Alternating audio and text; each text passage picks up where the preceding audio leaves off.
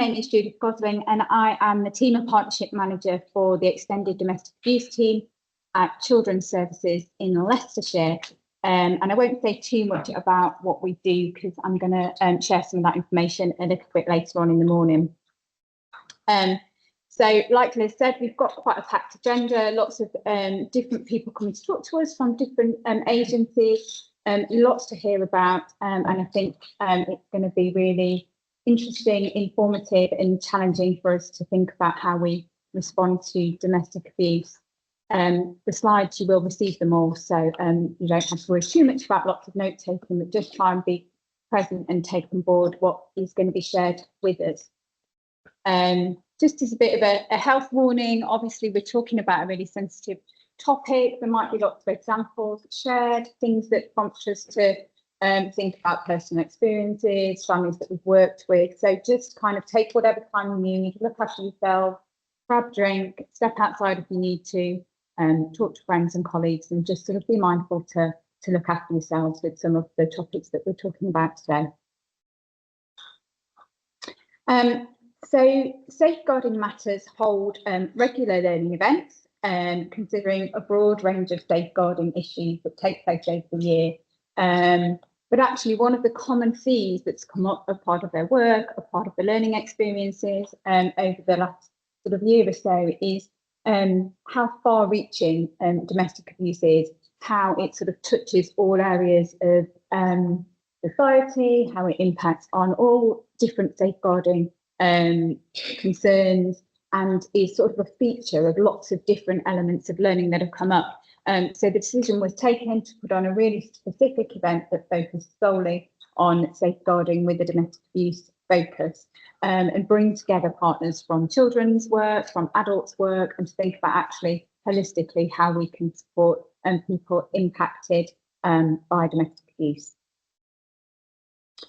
In addition to that, the Office of National Statistics has updated their crime survey recently, which is great for those of us that like statistics, because actually the domestic abuse statistics were quite out of date. So having that up-to-date research is really great. But actually, more importantly, what we've seen is some of the questions used within that have been put together with partners from specialist domestic abuse agencies. So it is felt as though some of those responses, some of the data that's come from that is likely to be perhaps more reliable than it may have been previously, which is a real positive in terms of us having a better understanding of the prevalence and the impact. However, obviously what that has shown us is that more than 12 million people are presently thought to have suffered abuse from family members or partners, which is showing again that increase from what previous statistics have told us. And I'm guessing that for most of us in the room, unfortunately, that's probably not a surprise, and it's probably still a massive underreporting in terms of the scale of the problem. But it is what it is, and having that better understanding with questions that have been put together more thoughtfully is likely to at least present us with a more accurate picture than perhaps we've had before. So one of the questions then really, in terms of the context, is what has the national response to that update been, and to what we know is a rising concern around domestic abuse. There's lots of information on the slide, and reference to other pieces of research and reports. I'm not going to go through it in lots of detail, but I would encourage you to take a look at that. But just to summarise what the national response to the increase is.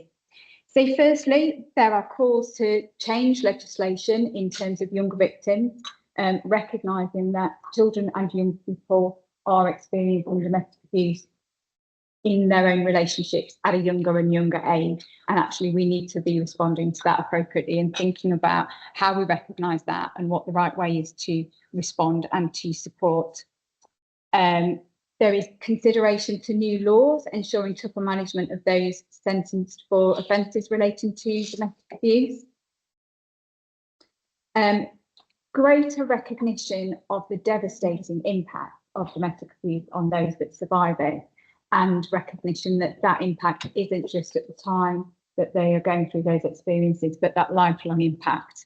And although that is really it's really sad to see that. I think to have that recognised, that actually those survivors that end up taking their own lives, actually to have it recognised that that is a direct impact of their experiences of domestic abuse, feels hopeful in terms of better understanding the impact of some of those experiences.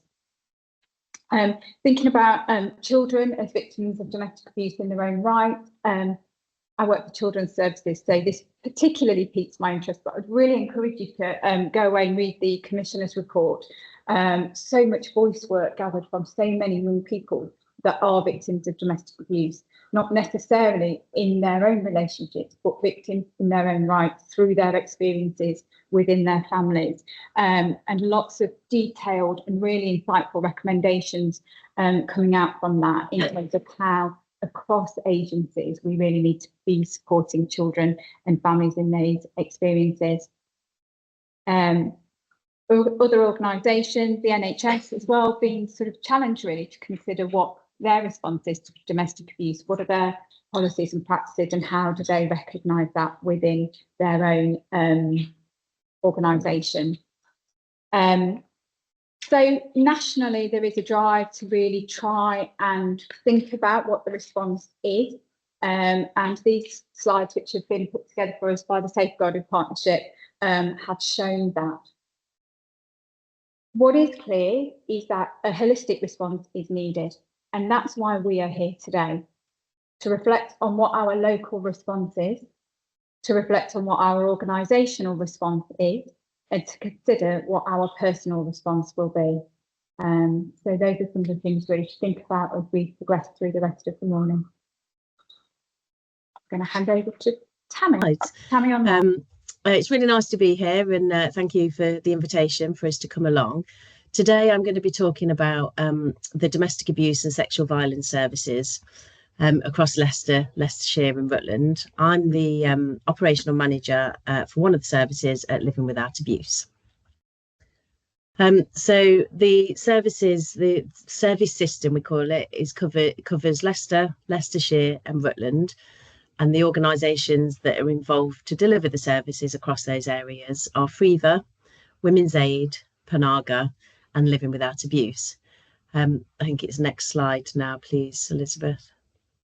The different organisations stand alone and they're separate organisations, but we all work together to deliver what we call the service system. So we're all responsible for different elements of the services that we deliver.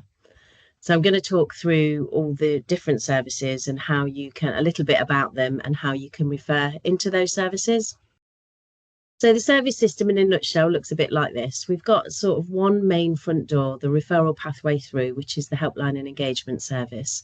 And service users and their families and professionals can call into the helpline and engagement service and get information and advice, and they can be assessed for the second tier services. So the second tier services are listed along the bottom. We've got the domestic abuse locality service, which is the community-based service, the sexual violence services, the perpetrator programme, and so on.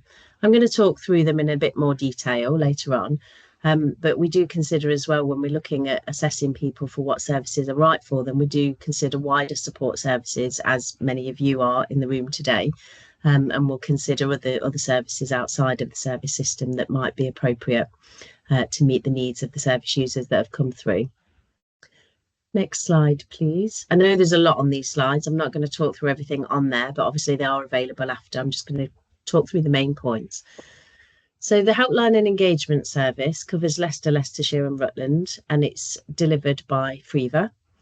As I've said, it's the main access point for victims of domestic abuse and sexual violence across Leicester, Leicestershire and Rutland. Helpline are open 8 till 8, Monday to Friday, and 10 till 4 on weekends and bank holidays. And when somebody calls into the helpline, they'll be offered support and advice around their situation. They'll be offered options and information around their rights. Some immediate needs may be met and risk will be managed. There may be a referral to MARAC if the case is high risk case. So the multi-agency referral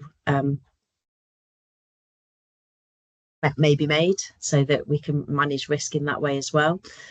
Well, the helpline and engagement service will always also consider different services. So the second tier services, but external services as well.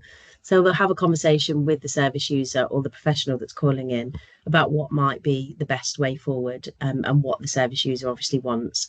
Helpline and engagement also represent at MARAC. They also support the courts as well. They may refer on to safe accommodation services, and then they'll consider all the second tier services as well. So helpline engagement service is very, very busy. Professionals call in as well as individuals, and there's a lot of assessments and risk management at that point. If you wanted to refer in to the helpline engagement service, the banner at the bottom of this slide has the online referral form link, so you can refer in using that link. Next slide, please. So FreeVa also manage the sexual violence services across Leicester, Leicestershire and Rutland. It's specialist sexual violence support for all ages, including children and young people. They support for all aspects of sexual violence, and they offer information and advice. They offer emotional support and practical advice.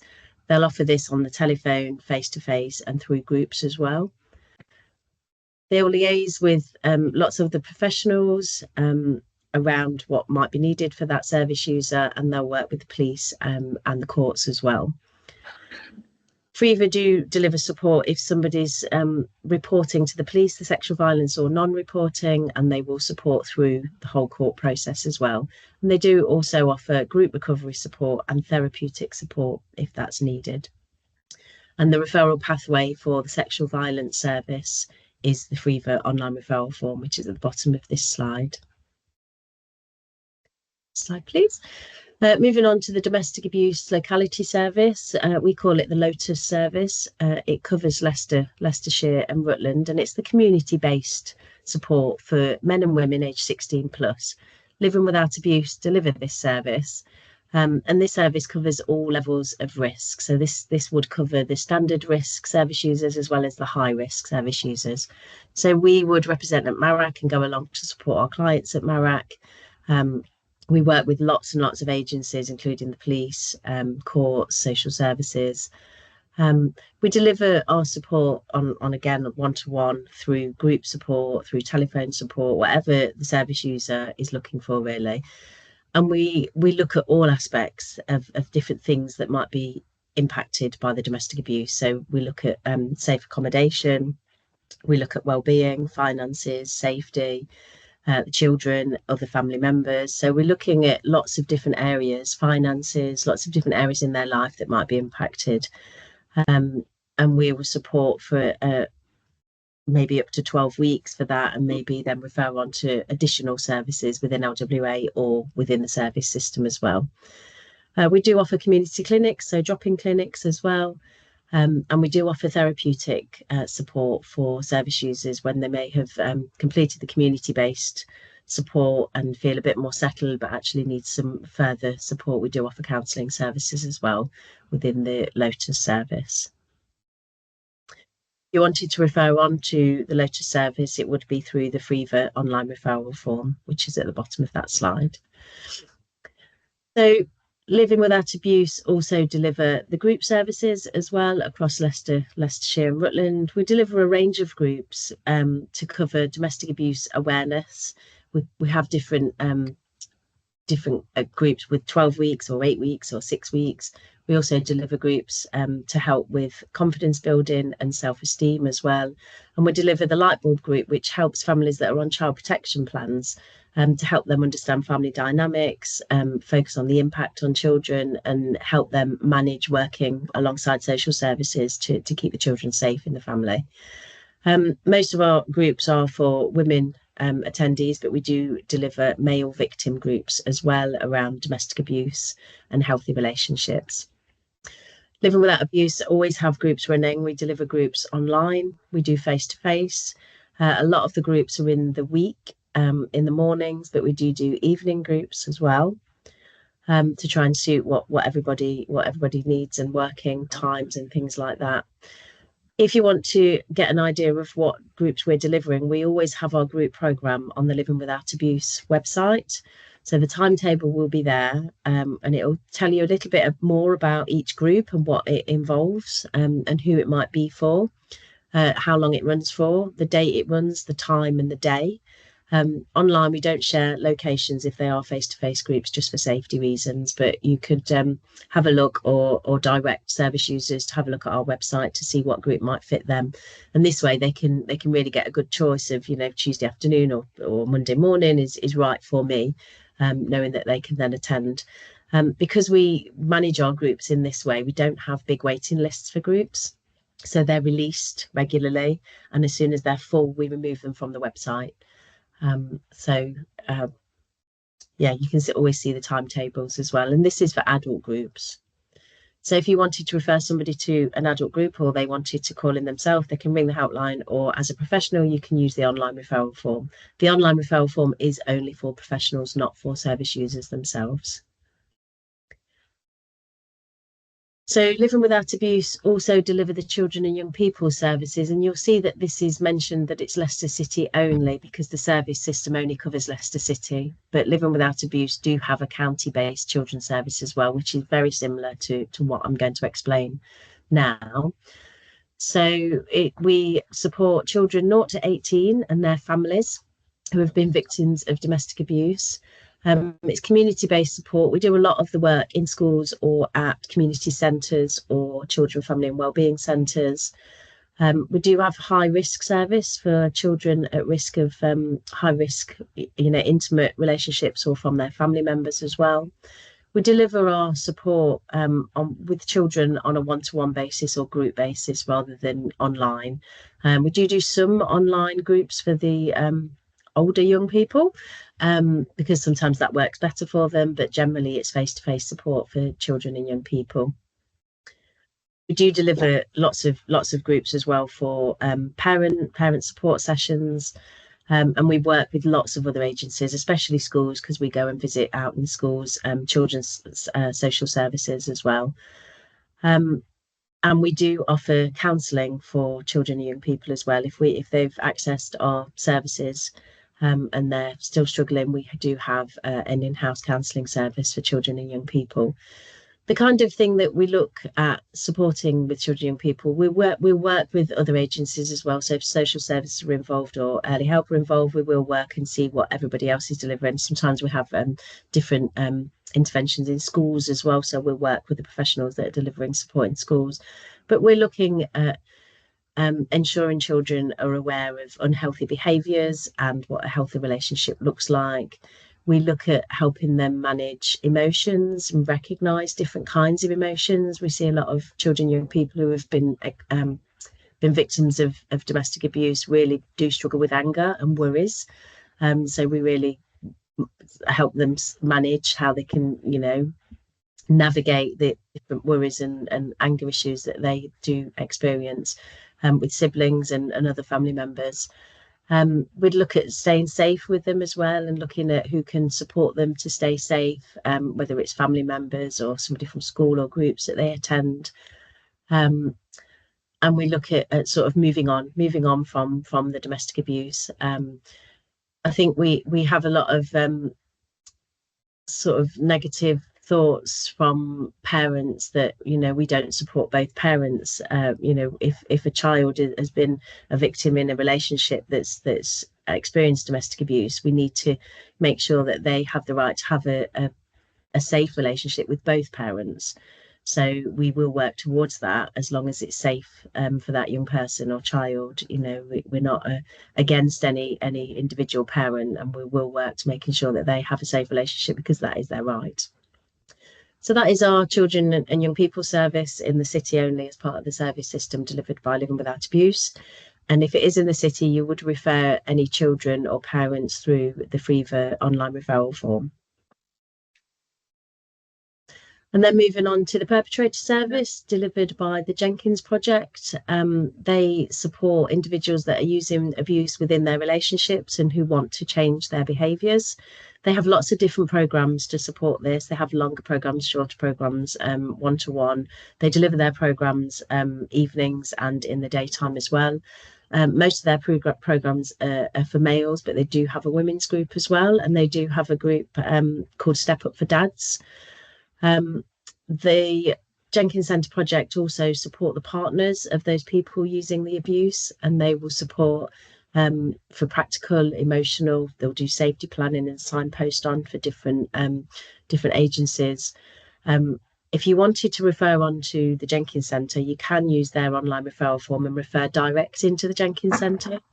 If you've had that conversation with somebody and they want to change their behaviour, you can refer using the online referral form, which is at the bottom of this slide.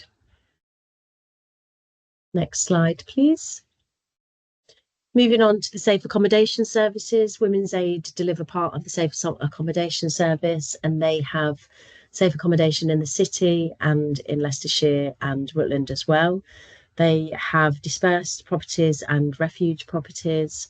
So they have a range of different services available. If you wanted to refer somebody through to safe accommodation, you would use the FreeVa online referral form to do so. Next slide, please. Women's Aid also have some resettlement support as well in the city, and they also deliver some in-house counselling. They've got a housing link worker as well that will support with housing in North West Leicester and Oadby and Wigston, and they do also deliver some group programmes across Leicester, Leicestershire and Rutland. And Women's Aid also have the Male Adam project, which is county Leicestershire based. There are lots of different services there, as well as refuge, that they will deliver. Next slide, please. Panaghar also deliver part of the accommodation services, and they focus on specialist BME families, women and children, including families that don't have recourse to public funds. They have multilingual immigration support services and counselling support services. They have units across Leicester City, and they have second stage units as well across Leicester City. They do have units across Leicestershire as well, but it's not part of the service system, but I'll talk about that a little bit later on. So if you wanted to refer into safe accommodation, either Women's Aid or Panaghar, you can refer using the FreeVa online referral form to do so.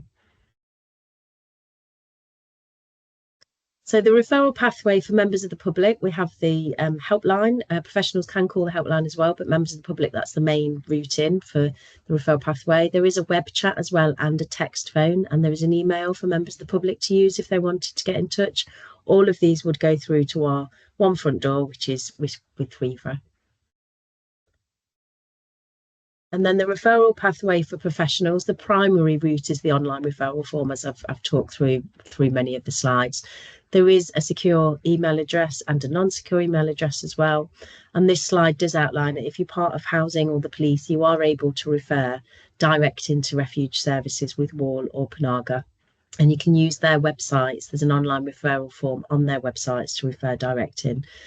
So if it's out of hours of the helpline, you've got somebody who needs housing and you are within the housing or police, you can refer direct in. But all of the referrals would go through FreeVa online referral form. Next slide. So I've mentioned a bit, the slides I've talked through are part of the commissioned service system. So some will cover Leicester, Leicestershire and Rutland, some will cover just Leicester City or Leicestershire. But the organisations involved in delivering the service system also have different streaming funds that they will deliver separate services. Living Without Abuse also have a sexual violence service. It's called the Amber Service, and they cover Leicester, Leicestershire and Rutland. Next slide, please. They support all age groups of sexual violence, and they will support if they're reporting or non-reporting. And we also have the county family service. I did talk about it earlier, but the Jasper service covers Leicestershire and Rutland. We support from age 4 to 18, very similar to the city service. We do groups, one-to-one. We go out to schools. We use community-based settings to deliver the support, and we also deliver support for parents as well. Living Without Abuse also have the counselling services for adults and children. And if you wanted to refer to these services that I've talked about, the sexual violence and the county family service, you would use the LWA referral form, that's the purple link below. the LWA services direct, and they'll go direct into LWA for those services. Women's Aid also have non-commissioned services. I've talked through some of them already. They deliver the Adam Male Victim Support Group. They've got the Housing Link Worker. They've got refuges available, dispersed refugees across Leicestershire and Rutland as well. And if you wanted to refer into those services rather than the service system services, you would use the Women's Aid website, which is the purple link below. And Panaghar also have bed spaces in the county as well. And you could use the Panaghar link direct. If you do refer into the wrong place, it will make it to the right place. It's just more direct. So service system's been going for a few years now. We placed UAVA, and it's, you know, we're all working together to deliver different aspects. We communicate well within the service system, and make sure people are accessing the right kind of support at the right time. So as a professional, if you're referring somebody in, you should get communication from the helpline initially to let you know receive the referral, and then when it's referred on to maybe one of the other tier services, you should receive communication when that case is allocated. In terms of waiting lists for different services, for the standard risk cases, there are waiting lists. We're managing them really well. However, we can't get away from having waiting lists for some of the services. But when somebody is waiting to have an allocated worker, they would have gone through lots of assessments with the helpline, and also with Living Without Abuse if it's a community-based setting. And they would have had lots of services already offered, like food banks, like maybe we've been referred to MARAC, like risk management, referrals to social services. We would offer lots of support before they're allocated that worker as well. High-risk services don't have waiting lists, and as I've mentioned, groups generally don't have waiting lists. We just look at what's being delivered on our timetable on the LWA website. And then the last slide just mentions that we do work with lots of other agencies, very close to Zinthia, CAB and Charmer Women's Centre, who are not part of the service system, but we do work with them as well. Thank you very much. I'm Gary Watts. I'm the Safeguarding Partnership Manager for Leicestershire and Rutland. We've got just a 10-minute slot, myself and Lindsay Bampton, who's the board manager from Leicester City. So we're doing a joint slot here. But bear with me, I'm not very good at this. Hopefully you can hear me still. We're talking about domestic violence and the domestic homicide reviews that we deal with across Leicester, Leicestershire and Rutland. In Leicester, these reviews are facilitated and completed by the Leicester Community Safety Partnership. For Leicester and Rutland, it's slightly different because we've got district and borough councils in Rutland, and there's 8 community safety partnerships, and we manage the review process across for all those different borough councils. Domestic reviews can also feature in other learning reviews, such as rapid reviews, local child safeguarding practice reviews, and other case reviews that we do. I won't go into all the detail because we haven't really got time, but you will get these slides afterwards and you can see what's on the screen behind me. Safeguarding adults reviews are completed by Leicester and Leicestershire and Rutland Safeguarding Adults Boards in accordance with the Care Act guidance. And we also talk about the second national SAR analysis, which looked at learning from safeguarding adult reviews completed between 2019 and 2023. And overall SARs were focusing on domestic abuse, which have increased from 10% to 16%. So there is a rise in those issues. The new terminology that's going to be coming out and started to be used is domestic abuse related death review. So instead of DHRs, people are saying DARDAs. So it's just a shortening, abbreviation. The current guidance has been reviewed. There was a consultation, but there's been a delay on publishing those, that new guidance, so we're waiting for that to happen. It looks at the new reviews, the new guidance looks at incorporating learning from previously completed DHRs, as well as data relating to deaths within England and Wales. Skipping over some of this because we haven't got enough time, but you will get these. DHRs are using a trauma-informed approach and a victim-centred approach. The current guidance we're still using is 9 years old, and it was updated back in 2016 to include deaths by suicide. But there's also a category of neglect, which is being used, obviously, to match the criteria against some of the cases we're dealing with. So I think we'll leave that bit.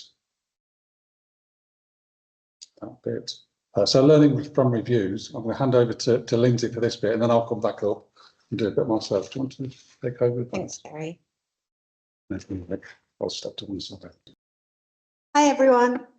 So yes, when we look at rapid reviews, which is what I'll be talking about, local authorities need to notify that there's a national panel when a child has died or been seriously harmed, and abuse or neglect is known or suspected. And we do these. Last year we did 6, the year before we did 3, this year I think we've done 6. So we don't do lots every year, but we do some, and there's been some repeat learning that I want to talk to you about. There's 2 things, coercive reproduction, also known as reproductive coercion, and also increased risk when separation occurs. Okay, so in 2022, we undertook a rapid review that involved a woman experiencing abuse from her husband, and the couple had 5 children under the age of 8. And this, along with inconsistency around contraception, led to the review members to question whether the woman might have been experiencing coercive reproduction. This, for me and for some other of the group members in the room, was the first time we'd heard the term. Then in one of our 2003 reviews, it emerged that the victim of domestic abuse had informed authorities that she believed her partner had been trying to get her pregnant in order that it might compel her to stay with him. Contrary to the parents in our previous review, this couple had 1 child together, and the presence of coercive reproduction was not something that appeared to have been considered by agencies working with the family. Since these reviews took place, the Safeguarding Children Partnership has been promoting awareness of coercive reproduction across the partnership. Coercive reproduction is related to behaviour that interferes with contraception use and pregnancy with a view to maintaining power and control in a relationship. And the most common forms of coercive reproduction, also known as reproductive coercion, include sabotage of contraception methods, pregnancy coercion, and pregnancy pressure. So last year, we undertook a large survey, some of you may have completed it, of frontline practitioners and managers to see, amongst other things, how much do people know about coercive reproduction, who's heard of it. 11% of respondents had heard of it, which is one of our lower things that people had heard of. So whilst we've been trying for a couple of years to let everyone know about it, it's still not widely known as a term. So we're trying to promote it in all of domestic abuse training we do. And if you attend any of our coercive control training, then it will be mentioned there. So it's just a tiny part of what is a much wider part of coercive control, but it is something just to be aware of. It's not that easy to identify, but if you know about it in the back of your mind, then there might be the odd occasion where you can be aware that that's what's happening. So whilst only 11% of staff were aware of the term, encouragingly, of those who had attended the local training, 94% found it fairly useful or very useful. I'm going to skip the next bit because there is a BBC report, and we'll put the link on the slides, which gives you a bit of a story of a woman who had experienced coercive reproduction. And essentially what she was saying was, he was using it. I said I'll skip it, but I'll just do a brief overview of it. But she said essentially every time I said I wanted to go to work or I mentioned getting a job, I wasn't allowed to take my pill. Her partner was physically, emotionally and sexually abusive towards her as well. But he was using pregnancy as a way of controlling her. So we'll put a link in the slides for that report so you can read more on it. What the lady in the report was saying is she wants health professionals and authorities to be more aware of this type of abuse, which is a form of coercive control. And that's what we'd like to. So that's why we've shared that with you today. And the second repeat learning is increased risk when separation occurs. So in our 2 reviews, there had been a history of domestic abuse with a family when the mother, who was the victim survivor of domestic abuse, had separated from the father, who was the perpetrator of domestic abuse. It was deemed to be a safety factor for the child when they separated. In both our reviews, this was the case, even though the child remained living with the domestic abuse perpetrator. There did not appear to be a recognition that separation can be a particularly dangerous time. 41% of women killed by a male partner or former partner in England, Wales and Northern Ireland in 2018 had separated or taken steps to separate from them. In 2004, the deaths of 29 children who were killed as a consequence of contact arrangements between 1994 and 2004 in England and Wales were reviewed. And in 5 cases, the killings appeared to have been conceptualised as a form of revenge on the children's mother. Children can be directly or indirectly killed as part of a murder-suicide plan directed against family. Whilst there's a reasonable amount of evidence about the increased risk of adult victims and survivors post-separation, there's not a huge amount of research that talks about risk to children, which is probably why we don't think of it as much. One publication we found looks at coercive control continuing to harm children post-separation. It notes that to maintain control and punish ex-partners, perpetrators can manipulate both children and professionals. The research talks about behaviour that can be intrusive, threatening and or punishing as part of the perpetrator's post-separation coercive control.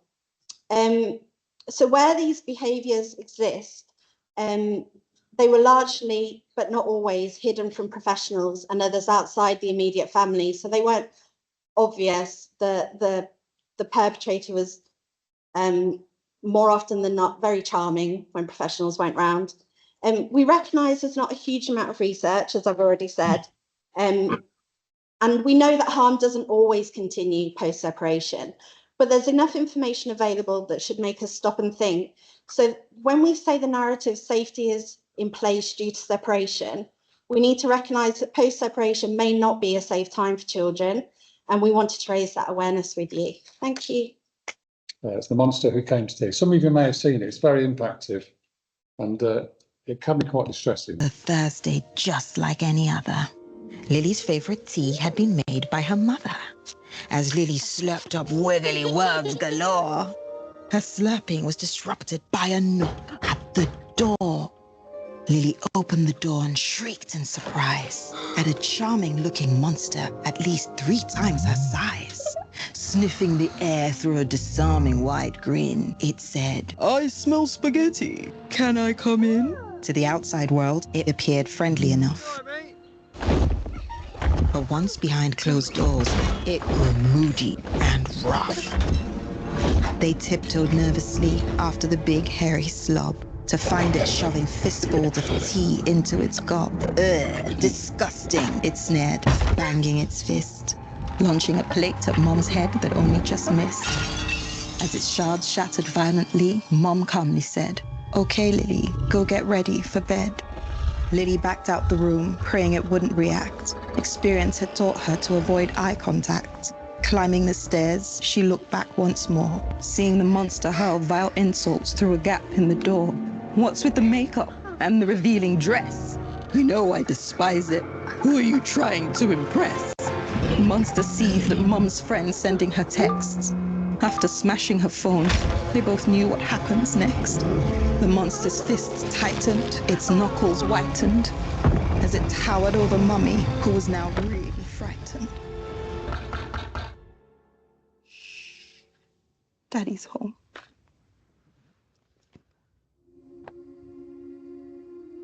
Just stay in bed, okay? I'll catch you later.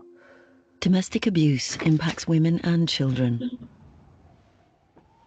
but government funding doesn't fully protect them. Speak up to help rewrite their stories. Hand over to Tiernan and Welsh now. Thank you. It's chilling stuff, isn't it? Good morning, everybody. My name is Tiernan Welsh. I'm the service manager here in Leicester, and I'm privileged and lucky enough to manage the family therapy service. It's an educare service that incorporates multi-systemic therapy, functional family therapy, and family group conferencing. It is understandable and it is of course appreciated that we do a lot of work with sufferers of domestic violence, including those children who have been within those families that have experienced it. I think it's realistic to assume that, you know, I'm talking to peers I'm talking to people kind of who understand. I'm talking to people kind of who have first-hand experience of working with families who may have had these kind of experiences. But there is a tendency and a pathology to think of domestic violence as something that happens between the parents within homes without real recognition of the impact that that can have on the children. Certainly with the families that we work in, they would say they don't see it. They don't know what's happening. And I think that video really demonstrated really well the real impact of what that could be. But somebody much smarter than me said that not all scars are visible. And sometimes the deepest scars are on the smallest and most vulnerable victims.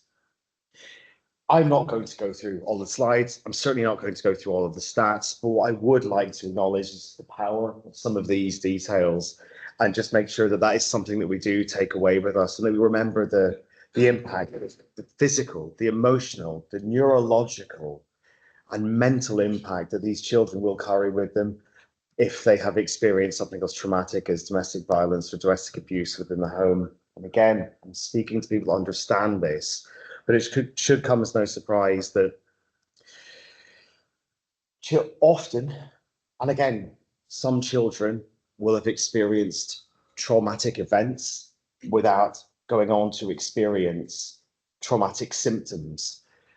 But what we do see is in the vast majority, we do see evidence of symptoms of trauma in a lot of the families. And that's why children who have lived in these conditions will often have to learn to operate with a fight, flight, or freeze way of thinking or way of behaving. And this impacts, as you know, how you build relationships.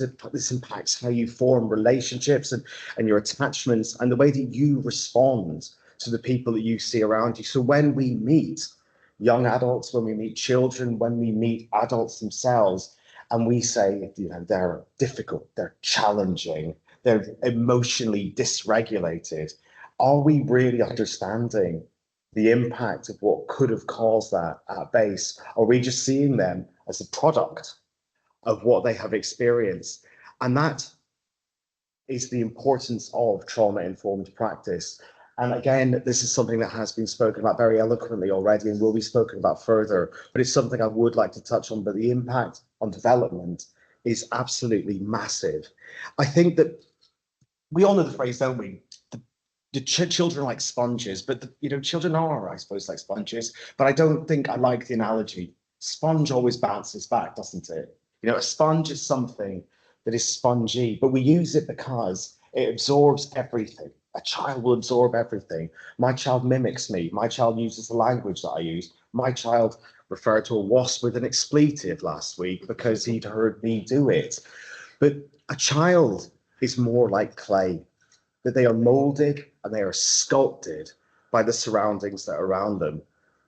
But clay hardens and clay can grow rigid, unlike a sponge. And I think that it's really important that we acknowledge the impact on brain development. And there are huge amounts of research into this that I think this slide touches on better than I possibly could. When we talk about a trauma-informed approach, and again, I think that we all know what I mean by a trauma-informed approach. There are guiding tenets of this, but a trauma-informed approach isn't just using tenets, which I think are on these slides: safety, trustworthiness, transparency, peer support. I'm not glossing over them. They're really very important for us all to consider. But we need to consider, if we are being trauma-informed, all the way from how we answer the phone to somebody, how we speak to somebody, how we deal with our frustrations, right the way through how we write about a child now that they might read in 20 years' time and how that could impact them. And that's something that I take really seriously and encourage all of my team to take really seriously. It isn't just about the here and now. It's about the impact and the longevity of the things that we are doing. And I just encourage you, when you're thinking, I'm very trauma informed, and I hear this all the time, but then in the same breath, I will hear people berate families. I will hear staff being rude to them. I will hear unspeakable comments being made in privacy. But I think, how trauma-informed are you really? And that's the importance of very, very good peer support and reflection, which is one of the underpinning tenets. I've mentioned my role is I'm service manager of family therapies, and within that we deal with systemic treatment of children. And I think that that's really important, that when we are dealing with domestic violence, we don't just see the domestic violence, we don't just see the victim, we don't just see the perpetrator. I know that those terms are being revised and so on, but they are the ones that I've been comfortable with, are the ones that I've heard, are the ones that are seen to be social norms and accepted. But we all have to work with the ecology around them, and think, if you can, for a moment, like, if you have a plant in a garden and it's not thriving, you don't blame the plant, do you? You change the surroundings, you change the soil, you get rid of weeds, you absorb more sunlight, you water it, you nurture it. And that is a guiding tenet and belief of systemic therapy, is how do we change the system that is around the child, rather than asking to change the child. And I don't think anyone here would do that, but the amount of times I hear, and the amount of families that say to me, or the amount of schools that speak to me and say, this child is really problematic. Ask yourself why. I think that I've covered a lot of like how systemic therapy supports healing, but we do this through a wide, holistic, family-led approach that encourages the whole family to go through that process of healing together and encourages collective accountability for that child. I chose not to speak to you about what I do today and what my teams do. I chose to talk about the reasons why we do it. If you are interested, my name's Tiernan Welsh. My details are on the slide. Please do get in contact with me, and I can talk to you about multisystemic therapy, multisystemic therapy for children and families, about functional family therapy, and reunification processes, and about family group conferencing. I am going to tell you a little bit about the work that my team does. As I say, I'm manager for the domestic abuse team at Children's Services at Leicestershire County Council. We've been on a bit of a journey over the last few years and been really challenged to think about the way that we respond to domestic abuse. We recognise that for a huge proportion of the families that become known to our service, and for families that become known to our service time after time after time, domestic abuse is a feature for a lot of those families. And whilst it's not to say that what we were doing was wrong or bad or any of those things, but we had to really look and say, we need to respond to this differently, because what we're doing is not having the impact that we would want it to have for children and families. So we reviewed what our processes were, what our offers were, and what our general approach really was to working with children where domestic abuse was a concern. And we identified first and foremost that there were some gaps in our service provision in terms of who we were working with and how we were working with them. So that's why our team sort of came into being. People say, what do you do? And we do so many different things, and which part of the service do you sit in? Well, we kind of sit centrally because we've got different things that we do that touch different areas of need. So that's why we've got a bit of a funky name, really, and we don't kind of sit in a box, but it makes the work really kind of interesting, and it certainly is great to be a part of. So we recognised right at the front door that we had a gap, and we were missing a huge amount of families that we never worked with and we never offered any support to. And where we did, we certainly were not doing it in a very timely way. So there was a whole cohort of families where we might receive standard risk, DA, PPN. It would be triaged. It wouldn't meet threshold for children's social care involvement. It might qualify for, mum to be referred for the Freedom Programme, you know what I mean? And she would maybe go on a waiting list, a very kind of stereotypical response. But actually, that wait would be 6 to 8 weeks for that mum, at which point things had moved on, things were different, perhaps things didn't feel maybe as they did at the time. And we were missing a massive opportunity in terms of engaging with people. So one strand of my team, we've got 5 support and intervention workers, and that is a really early intervention, quick get in at that point of crisis, respond, do what we can there and then kind of piece of work. So it sits almost it kind of sits early help, but almost a little bit before that. And we try and get out and respond to families, to visit them, make contacts with them, that initial contact within 48 hours of those PPNs coming in. Sometimes we can get someone on the phone the same day. And we're just super proud of that. And what those workers do, at the very least, all those families get a telephone call, they get a discussion around what's happened, talk to us about this incident, how does that feel for you, how does this fit with day-to-day life, what does that day-to-day experience for you and your children, some sort of telephone-based initial, very brief kind of safety planning advice and support. Anything from that up to 5 weeks worth of intervention, where we will go and meet with them, we will have conversations face to face, we'll support families to identify who their network is, get the network together, work with them collaboratively to put together some safety plans around domestic abuse, around the children. Sometimes it's around safe contact, make referrals to other agencies, talk to schools, support them to get in with housing, support to engage, to move to refuge if they want, all those sorts of things, as much as we can possibly do in that time scale. Get in there and then at the point of crisis where people just need somebody to come alongside them and say, we hear you, we recognise what's going on, what can we do to support you?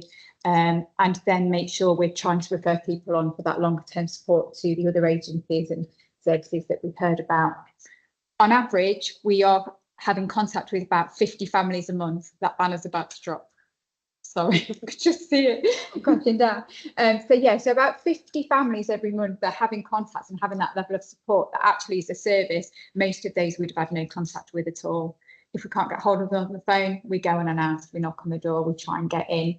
If when we go, we see things that are obviously concerning or additional information comes in, we'll escalate that and talk to our social care partners and say, actually, we think this needs an assessment to better support the family. But because we've gone and we've started some of that relationship building, we're often more able to get consent where we may not have got it before. So we're super proud of that piece of work. But we also identified that actually it fits in with a bigger piece of work around engaging with dads. I think all the services can perhaps resonate with that. That actually as children's services, we weren't always great at engaging with dads. We very often weren't having those conversations. And we certainly were not having conversations with the person causing harm in families experiencing domestic abuse, be that mum or dad, whoever that would be. There was a lot of nerves and worry around that in terms of, well, we don't know what conversations to have and we don't want to make things worse, and people were really cautious about that. There were some attitudes around, well, why would we want to go and engage with them? We're here to support the children. And actually we were just missing an opportunity to really support change. If we want to change things for our children and reduce the impact of domestic abuse, we absolutely need to be talking to and engaging with and supporting the person who's causing harm in that home, because we need to better understand what the risks are and what that looks like, and working with that person allows us to do that. That then means we can safeguard better. But actually, a lot of our plans, a lot of our work was really focused on whoever the victim was of domestic abuse. If we're talking stereotypically, we would have child protection plans that says, mum needs to make sure dad doesn't come in the house, mum needs to make sure that she's taking the children to school, mum needs to make sure that she's calling the police, and very focused on what the victim of abuse was having to do to safeguard, all the responsibility on them and none on the person that is identified to be the person causing harm. So actually, let's work with them, let's support them to change, let's encourage them to really think about the impact of this abusive behaviour on their children, and let's bring them to the table. You are a part of this work. We want to work with you. It's part of the change. So we are providing one-to-one intervention at a very, very kind of early doors kind of stage. It's very much about engaging. It is those conversations. What's going on for you? What are the behaviours that you're using? Do you understand how this impacts the children in your home? And starting to open up some of those conversations in the hope that at least some of those adults might then go on to access that longer term, more intensive behaviour change programme that they need through the Jenkins Centre or whoever that might be. But we also recognised that schools have a massive role to play in supporting children in our area. And obviously all of our schools get Operation Encompass notifications daily to advise them that there's been an incident at home or in the family. But actually, what were schools doing with that information? How were they using that? How were they responding to that? Really, really mixed approaches to that. Some would be very much, oh, it's need to know, so I'll write it on the file and I'll file it away and nobody needs to know. And others kind of, you know, hi, you know, mum and dad, come and talk to us. We know there's been an incident, and sort of what we wanted to do was support schools to understand how they could respond to that in a trauma-informed way for the benefit of the children and the families. And what we found was that there was massive gaps in terms of just general understanding about domestic abuse and that awareness of what it is and what it looks like, how they might notice that in the children in their classrooms, how does it present across different age ranges. So we've also got workers that are going out and doing that work in schools as well. Really quickly, because I know we've got no time. But what we realised was it was more than just about having a team. What we didn't want to do was all our social workers and family workers to say, oh, we've got this team that can work with, you know, that dad or that mom, or, you know, you go and do that work over there. We needed to have an attitudinal approach, a shift in our thinking as a service in terms of the way we're working, and for all of our staff to really think differently about domestic abuse and how we need to support families experiencing it. And so we've been on a journey to adopt the Safe and Together model. We're very early on. We've got about 40 practitioners that have been trained, but finally now a plan over the next 2 years to roll it out more broadly. And for those of you who've not heard of it, I'd really, again, encourage you to go away and look at their website and try and better understand what their model is, because I'm going to talk about it in about 2 minutes. But really, the premise is about trying to support families and trying to move away from that narrative that is victim blaming, that tells us that if we want children to be safe, then parents need to separate, and that's that. Meeting them where they're at, talking to them about what does this relationship look like? Do you want to be together? If you want to be together, let's look at, can we support you to achieve that safely for your children? Because actually what we know is if we've got a safety plan that says you need to separate and this needs to happen, and that's not what they want, it's not a safety plan, because it's not adding safety for the children, because they won't do it, or they might do it for a period of time, or they might tell us that they're doing it, and actually it's just not worth the paper it's written on. So let's have those conversations, let's think about it differently. Let's support children in their healing in terms of staying together within their families wherever possible. And let's work with our survivors in a different way as well, and talk to them about what are they doing well in these situations. Because certainly as children's services, we can be really critical in terms of saying, well, why did you let them in when they knocked on the door? We've told you we don't want them to do this, but you've done that. You have, you know, put your children at risk by doing that. Let's understand why they might have made the decisions. How is that for them safety? Because actually doing that and managing that in that way is a way that they feel they're safeguarding their children. Let's have some of those conversations. Let's support them. Let's talk to them about not go, this is another domestic abuse relationship you've been in. We've been here before. Okay. So when you left last time, what worked? How did you manage to do that? What are the things that you did well for your children in that situation? How can we do some of that again and support you? Let's work with survivors differently, and let's engage again with the person causing harm to better understand them, to better understand the risks, and ultimately to try and protect children in a different way. So we're trying to take all of our staff really across the service on a journey in terms of that change.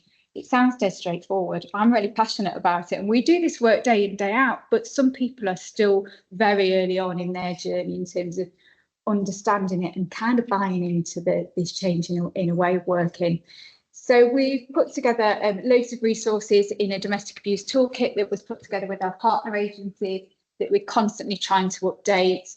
Tiernan talked about, I should put Tiernan, it was Lindsay, I think, talked about escalated risks at point of separation. The times we'll get referrals in and somebody will say, oh, it's fine because, mum and dad are separated, so that increases safety. No, let's learn from what we know about pieces of research such as the homicide timeline and the risk factors checklists and all of that information that we've got to really understand how do we respond. And lots of staff training based from internal from our learning development team, but also from other partners and specialists in domestic abuse across the county and externally as well. And pulling all of that together, we've just rewritten some domestic abuse assessment guidance, trying to pull some of that together and really say actually we need to be starting to change some of this thinking right at the front door. So just really quick whistle stop tour in terms of actually at Leicestershire Children's, how we're just trying to approach this work differently in the hope that we can reduce the impact on children and support families to be safe. Hey, good morning, everybody. I'm Remy Humphreys. I am a Detective Superintendent with Leicestershire Police, and I am the Adult Safeguarding Lead for the police. I'm delighted to be here today. Really great event. Thank you for inviting me. I'm here to talk about domestic abuse in older adults. So this is about the signs to look out for. This is the risks that we face when we come to identification of domestic abuse in older adults. And also how it differs from the slightly traditional forms of domestic abuse that we're perhaps very used to dealing with in terms of intimate relationship domestic abuse. So that's where we have husband and wife, same-sex partners, boyfriend, girlfriend. This does slightly differ. So first of all, there was a report commissioned quite some time ago that the University of Durham completed for us. And they basically fed back some findings to us that will help frontline staff deal with domestic abuse, we hope, as we move forward. And I chair a group that it's a task and finish group that makes sure that we're all on track to looking at those recommendations. Okay, so the first slide here that we have is some of the key findings. And it won't surprise anybody in the room or online today to recognise that women are the more likely victims. We know that that is the profile right across domestic abuse at all ages. And obviously with the report looked at the over 60s. However, what was quite surprising, but is certainly playing out now across some of the domestic homicides that that we've had in Leicestershire over the last sort of couple of years, is that more widely than expected, sons and grandsons are the perpetrator. We also, or the report rather, also found that financial and physical abuse were the most prevalent types of offences, or the most prevalent types of abuse rather, that the perpetrator would use. And the perpetrator profile featured very heavily across alcohol and mental health. So they were the sort of two key areas that were affecting perhaps the thought processes of those perpetrators and possibly driving some horrendous behaviours that we see. What the report also said is that it was we know that it's a natural instinct of a domestic abuse survivor to perhaps protect the perpetrator for lots of different reasons, whether it's because they're financially reliant, whether it's because they've got children, whether it's lots of different things. But what we will note certainly across domestic abuse in older adults is because of the perpetrator and the links to the victim, namely often sons and grandsons, the natural instinct of the victim is to minimise even more. I know everybody in the room and online today will have experienced victims and survivors minimising for lots of different reasons, but what the university findings showed is that they were perhaps more likely to do it. And so that's just something to bear in mind when we have face-to-face contact with some of these victims, that they are likely to try and hide what is happening even more so. If we could have the next slide then, please, Gary, that's great, thank you. So the key findings then of the agency was that there is a little bit of a fear around DASH. So we're quite used to dealing or using the DASH risk assessment, which is a really useful tool, quite used to using it in those traditional intimate relationships. But it can be quite difficult. There can be some really awkward questions that have to be asked of particularly older adults.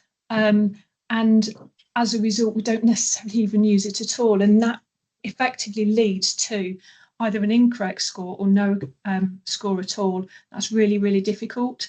for professionals to assess exactly what the risk looks like. We know that the current DASH questions are very much aimed at people that are in intimate relationships, and not necessarily the stereotypical that we see here, the mums and sons relationship. So again, it can be really awkward. The DASH risk assessment isn't necessarily designed for this. It's about us as professionals making sure that we really think outside the box and try and recognise what the warning signs might be. I will never say that DASH isn't a good tool. I think it could probably be brought up to date a little bit more, but I think we just need to bear in mind that when suspecting that there may be older adult abuse at risk at play here, then we just need to, like I say, think outside the box a little bit. So what the report effectively said is that as a collective set of agencies and safeguarding professionals, we are poorly equipped to respond to and therefore protect older adults subject to DA. However, what I would say is let's just take a moment in this room today to celebrate some of the brilliant work that we've done across our communities, and that's right across the communities, the people that we've safeguarded, the people that we've protected, the families that we've supported, and the care that we've given for those people day after day after day. So, you know, I'm not going to ask for a round of applause, but I would give a round of applause to everybody in here, because it's thanks to all of those efforts that we've protected some really, really vulnerable people and safeguarded them from true harm. However, I think what the report points us towards doing is just continual improvement, really, and making sure that we understand and we recognise that there are sections of our society who might not be getting the same level of service as others, because as a set of agencies, we don't always understand the issues, we don't necessarily ask the right questions, our training may not be quite right, our processes may not be right, and often we're dealing with some very, very hard to reach communities who we know may minimise. If I could go to the next slide then, please. Thank you. So the key recommendations from this report were very much about training and understanding of the professionals right across our sectors, to make sure that our policies and procedures are up to date, to make sure that we recognise different forms of abuse, be that financial, controlling and coercive behaviour, both of which can be really difficult to see. We're not just talking about bruises and injuries to people that may be really visible, but we're talking about financial control. We might be talking about a lack of visibility. I know that was mentioned in the previous report, a lack of visibility of the potential offender. The report suggested that we need to make sure that all of our professionals understand the Mental Capacity Act, and I know there's loads and loads of work across the partnerships to make sure that we do that. But likewise, it questioned, do we have the right processes in place in relation to our strategy discussions? Do these take place and are they fit for purpose? And then one of the big things here, particularly when it comes to things like sexual abuse, which we know happens, can be a really awkward question to ask, especially of older adults, especially if it's about their children, perhaps. Are you being sexually abused by your son? Is a really, really difficult question to ask. It can be embarrassing, it can be awkward, but I think as professionals, we need to give each other confidence to overcome that and make sure that we are asking those right questions, because the only time when we're truly going to be able to safeguard people and protect them from the harm that they face each day is if we can ask those questions. That's not my saying that all older adults that are subject to domestic abuse are being assaulted by their sons and grandsons. That's not me saying that they're all being sexually abused, absolutely not. But we need to look at the whole range, whether it's mental abuse, whether it's financial, CCB, or indeed sexual and physical harm. Okay, next slide then, please. So what do we need to do then? We need to make sure that we're having honest conversations with victims as we go out to them, make sure that we listen to the families and make sure that the families are aware of the different types of abuse, because some people won't be aware that controlling and coercive behaviour, for example, could be prevalent within a family. We need to make sure that we listen to what families and victims are telling us, because often they'll tell you something without really telling you or without recognising that they're telling you. So it's having that inquiring mind. For example, if a child is saying, or an older child even, certainly when it comes to elder abuse, if a family member, an adult child, is saying, well, dad died and mum's been left quite a bit of money, for example, but my brother doesn't really tell us what's happening to the money. Might not be telling you about abuse per se, but it's just those little signs to look out for. We've already spoken quite a bit about the uncomfortableness of some of these questions, especially to our elders, to our more senior in society. But if you've got a gut feeling, go with it. I think it would be fair to say, just make sure that you go with your gut, raise your concerns with your line managers, even when they're not substantiated. So as a result of the report coming out, we set up a task and finish group, which I chair, and we've got an action tracker that is RAG rated, and that's looking in a really good place right now. So each of the agencies that are involved are on that tracker, and I think it's every quarter we meet and we make sure that we are in a really good position to better support families and particularly victims of elder abuse. If I could have the next slide, please, Gary. Thank you. So the next steps for us then, like I say, we do the tracker. We will continue to make sure that training right across the partnership continues. Certainly in the police it does. We've rolled out quite a lot of extensive work around domestic abuse in older adults. We're looking at training events. Obviously this one helps. And we're also going to have a joint external comms campaign.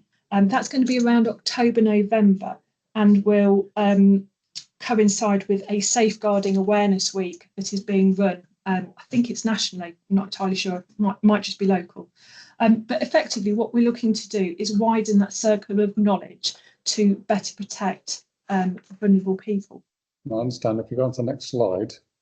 Hi, good morning everybody. My name is Ashi Gosai and I am an independent domestic violence and sexual violence advocate at Cynthia Trust. Cynthia Trust is a small not-for-profit charity based in Leicester City Centre on Bishop Street. We're a charity who provides support to women and girls fleeing domestic abuse, but we also support in alleviating poverty to families and individuals. A part of our domestic abuse support is that we specialise in no recourse to public funds. So women and girls who have come here with a non-secure visa, which could be a spousal visa, a student visa, and they experience domestic violence, we are able to support them with practical, emotional, financial and refuge support.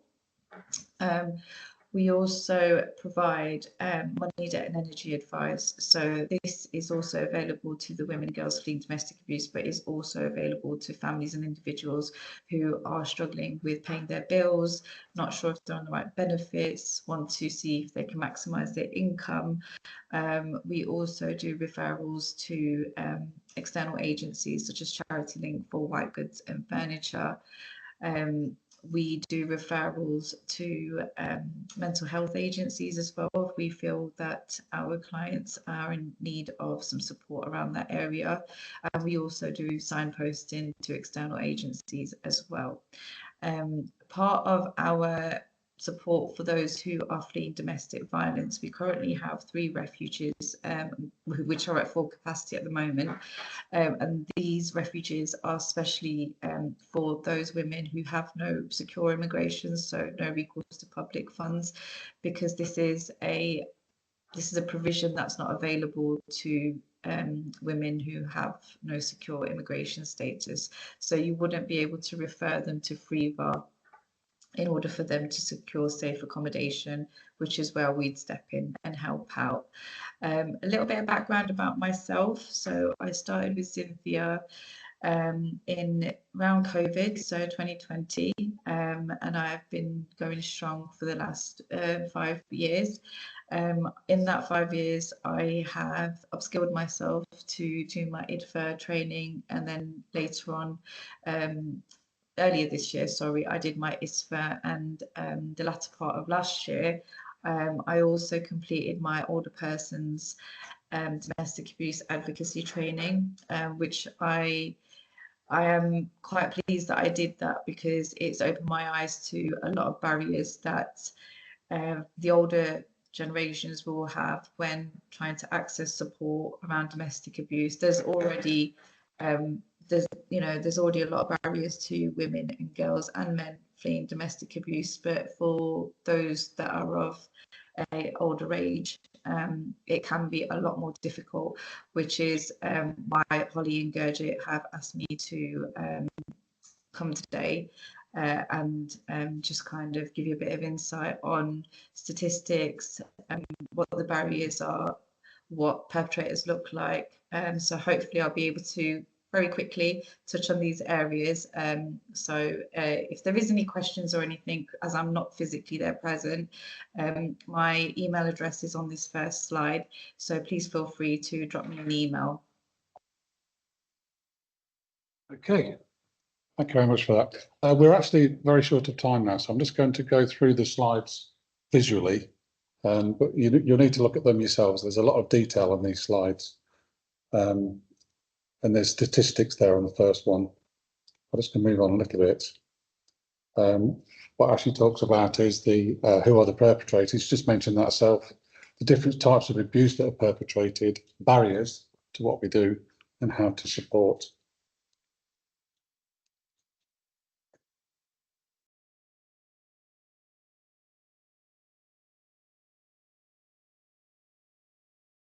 Who is or are the perpetrators? The perpetrators of abuse, when focused on older victims, vary and can include intimate partners, family members, such as grown-up children, grandchildren, siblings, as well as friends, neighbours and carers. So it's all a variety of people. When supporting an older victim, it is important to understand who is in their support network, who is visiting them often, and also what typically happens during the visits. For instance, does a grandchild visit often and request large sums of money from the victim? You'll all have seen cases like this. Older victims may not always class their family members and friends as perpetrators of abuse, and may also feel an obligation not to report the case or the abuse due to the fear of the consequences for the family member or friend. The different types of abuse, again, as we talked about, physical abuse, psychological abuse, financial abuse and sexual abuse. Being made to feel as though they're not in control of their own lives.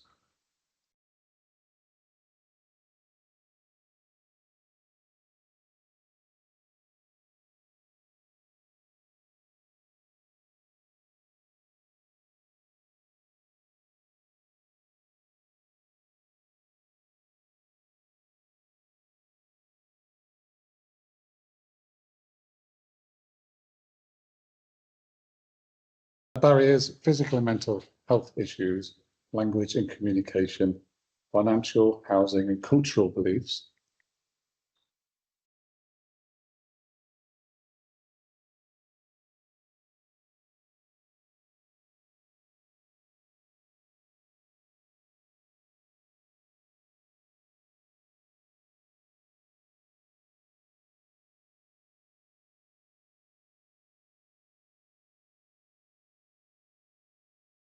How to support. Professionals are encouraged to take the time to build a rapport with the victim and also be flexible with appointments where possible to allow for extra time or face-to-face meetings. Try and see the victim alone where possible, creating a safe environment where they may feel able to open up with the perpetrator being present. Older victims do not always recognise abuse or may minimise it, so it's important to work to unpick this with them and also identify any barriers that may be in place preventing them from leaving the perpetrator. And that, they're going to be a lot of barriers. How to support, remain open-minded, ensure the victim survivor feels in control, and be aware that all other organisations and of other organisations, and to work collaboratively with them. Let's move on. How to support still. Communicate properly and clearly with older victims to avoid using jargon, and instead opt for language they feel comfortable with. Send appointment reminders where possible, as they may help to improve engagement, as it's accepted that memory can be impacted with age. I know that. Most importantly, remember that the victim is expert of their own experience. And that's it from the Zinthia Trust. So thank you very much. As Ashley said, referrals to Zinthia Trust for older victims of domestic abuse can be made via the phone number, her email, this email for Zinthia Trust, and the website. Okay, thanks everybody. If you get back to our seats. Our next subject is economic abuse and the Domestic Abuse Act.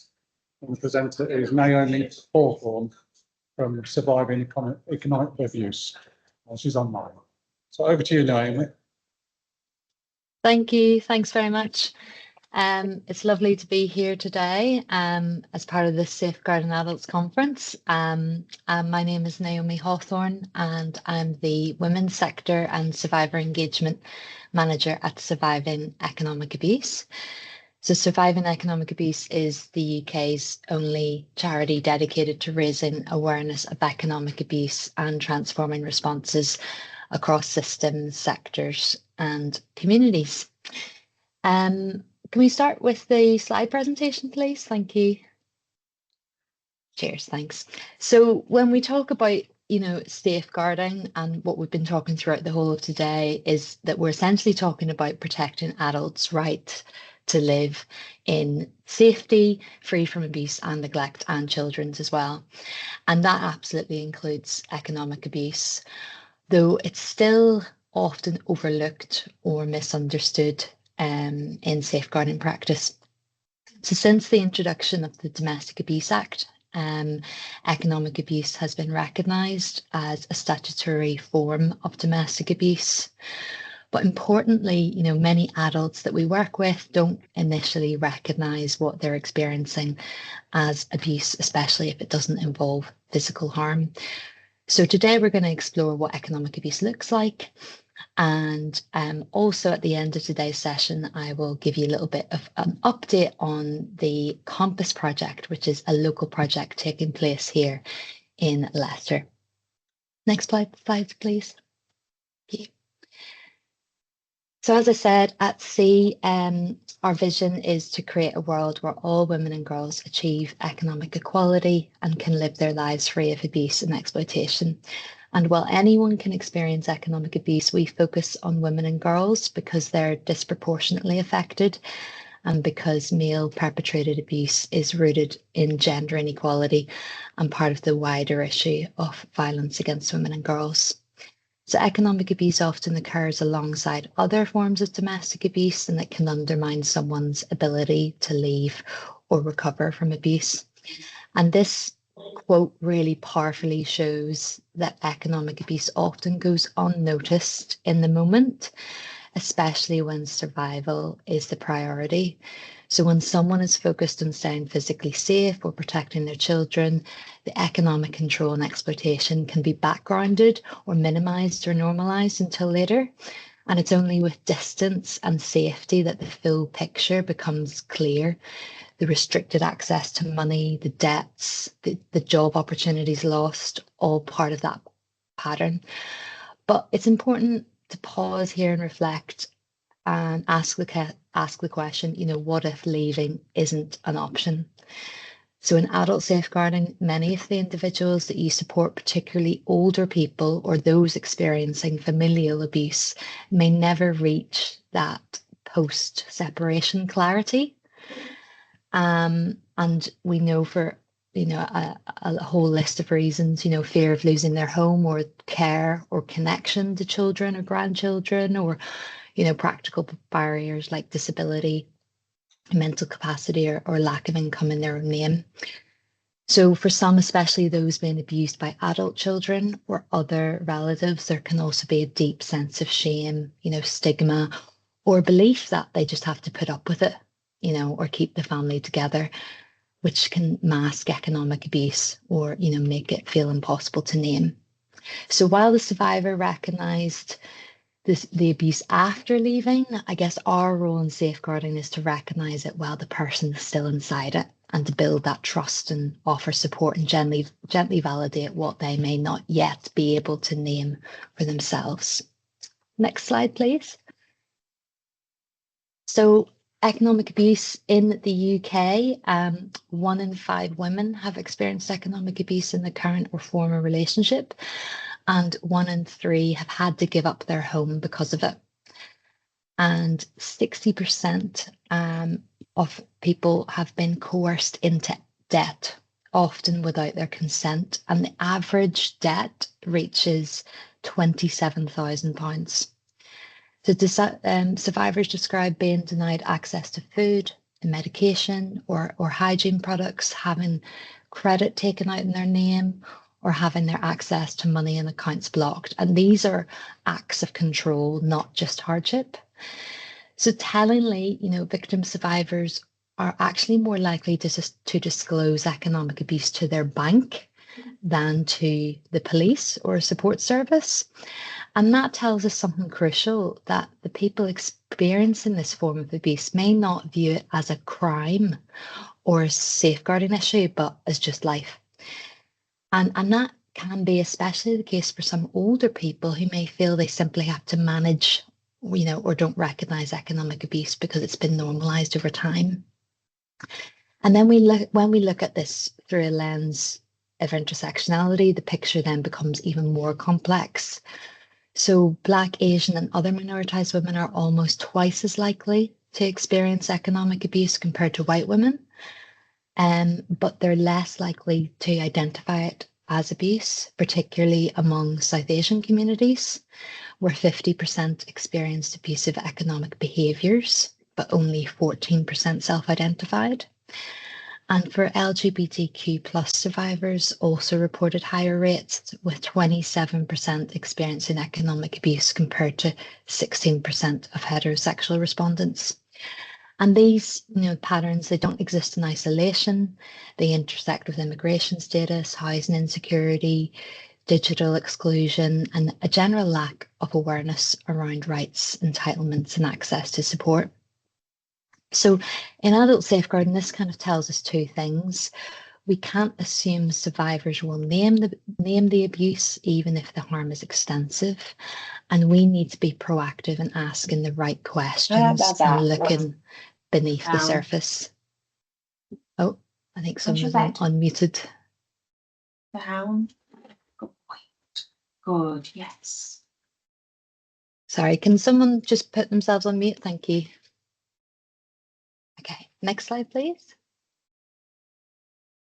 So what happens when there are no signs of financial abuse, when the victim survivor, has full control of the finances, but not the heating or not the water or clothing?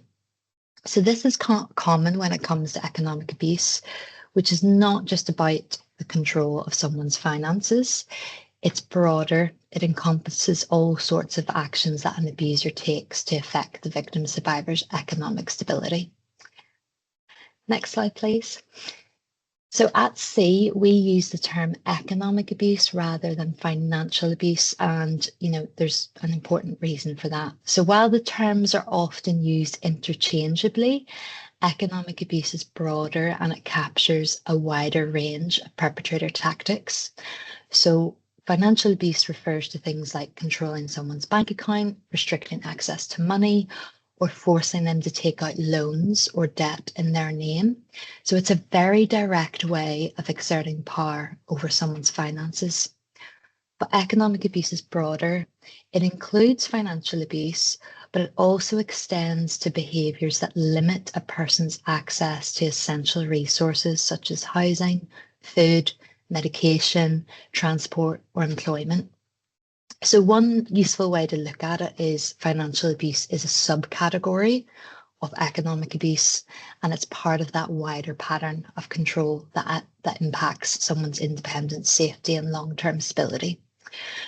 So we also need to be aware that an older person may appear to be, managing their finances because everything is in their name, but in reality, they may be carrying the burden of debt, financial pressure, or threats from adult children or partners. And this is why we say that financial abuse is just one part of economic abuse. So crucially, economic abuse doesn't end with the relationship, and for older adults, it can continue through ongoing coercion and family pressure or manipulation of care and finances, which is often behind closed doors. Next slide, please. So now we understand what economic abuse is. Let's look at how it's defined in the Domestic Abuse Act for England and Wales. So economic abuse is defined as any behaviour from person A that has a substantial adverse effect on persons B's ability to acquire, use or maintain money or other property, or B, obtain goods or services. So property also covers items such as mobile phones or a car, and examples of goods and services would include utilities like heat and water, or items such as food or clothing. So at C, we're in support of this definition, and we use the phrase interfering with a partner's ability to acquire, use and maintain economic resources. And we'll explore what that looks like in the next slides. Next slide, please. So perpetrators use a range of tactics to control a person's access to money, property and economic resources, and these can be grouped into three key areas: restriction, exploitation and sabotage. And when we look at this through a safeguarding and older person's lens, we see specific vulnerabilities and patterns. So first off, restriction. This is about tightly controlling what someone can access or use. And for older adults, this might look like a family member managing their bank account, but without withholding access to spending money, a spouse controlling all pension income, an adult child deciding what can be bought or accessed, sometimes under the guise of helping. At Jewish Choice, which was a co-produced initiative developed by older people in Wales and led by the Centre for Age, Gender and Social Justice at Aberystwyth University, they found that many older women didn't realise that they had equal rights to joint finances or that they could legally separate. So some had invested in property that was solely in their partner's name, unknowingly giving up rights to key assets. So I think that's really important for us to keep that in mind. Also about, older people's kind of level of understanding around their basic rights. The second one there is around economic exploitation. So where the abuser uses someone's resources for their own benefit. So in later life, this might include pressuring an older person to transfer savings or property, misusing joint accounts, taking out credit in the older person's name, or an adult who refuses to contribute to household expenses but insists that bills and debts remain in the parent's name. So this refusal to contribute is a particularly harmful tactic, and it can look like financial independence on the surface, but in reality, it creates that isolation, debt and dependency. And the victim survivors left holding the financial responsibility, but with no control. And finally, the third one is sabotage. So that's where the abuser actively disrupts the person's ability to manage or recover their finances. So this might include preventing someone from accessing their own pension, interfering with benefit applications, or misusing a lasting power of attorney to block financial decisions or take control. So Hourglass, the national charity Hourglass, has found that 1 in 4 older people who experience abuse report financial abuse, and it is likely underreported. So increasingly also, research is showing us that children aren't just witnesses to domestic abuse, but they are victims in their own right as well. And economic abuse often affects children in very real and harmful ways, not just through a lack of basic resources, but also through emotional manipulation. So some common tactics we've heard from survivors include being made to cover all child-related costs during the perpetrator's contact time, the perpetrator refusing to contribute to essentials like nappies, school shoes, or medical costs, or stealing the child's savings, birthday money, or belongings. And an interesting one is like children being spoiled with expensive gifts during contact to undermine the other parent, or even being encouraged to shame or guilt the non-abusive parent about their financial situation. So these kind of behaviours, they don't just create economic hardship, but they can deeply affect a child's sense of stability, identity, and emotional well-being as well. And as we know, in the family court system itself, this can be used by perpetrators to extend that control and further inflict economic harm. So this can be forcing, taking multiple court applications, unpaid child maintenance orders are all kind of examples of post-separation economic abuse. Next slide, please. So a specific and really harmful form of economic abuse that we've touched on is coerced debt. So as you can see, the definition on the slide here is that coerced debt is a non-consensual credit-related transaction, often taking place in a context of coerce and control. So this can be especially, dangerous in later life, where someone may be dependent on a partner or a family member for care, transport, or access to money, and they feel that they have no real choice but to agree. And for some survivors, taking on debt is actually the safest option, as it's a way to avoid conflict or further harm. But then they're left with the long-term financial consequences, damaged credit, mounting bills, and no way out. Next slide, please. So before we can, support someone effectively, we have to recognise what's going on. And that means we need to be screening for economic abuse early and safely. So right now, one of the main tools used across services is the DASH risk assessment that we've talked about earlier. But DASH doesn't fully account for economic abuse. And the only related question in the DASH is, are there any financial issues? Which is far too broad to pick up on the nuanced ways that this kind of abuse shows up. So it's not surprising then that economic abuse can be overlooked, especially when the focus in these assessments are on physical safety. But as we've explored, economic safety and physical safety are deeply connected. So it's really important that having kind of additional screening questions or tools to help practitioners explore economic control or coerced debt. So there's a few example questions I've put up here, which is from an economic screening tool that was developed by C. It is a 19-question tool, but we've kind of whittled it down for 3 questions, which actually LWA have embedded into their service system, where they ask these 3 questions now. So these kind of questions really help look at the specific areas around restriction, exploitation, and sabotage. And they can help surface patterns of abuse that might otherwise be missed. So we'd really support and encourage practitioners to start thinking about it in this way, and perhaps weaving these questions into their own assessments. Next slide, please. So one key resource in terms of signposting and support is the financial support line, which is run by Money Advice Plus in partnership with Surviving Economic Abuse.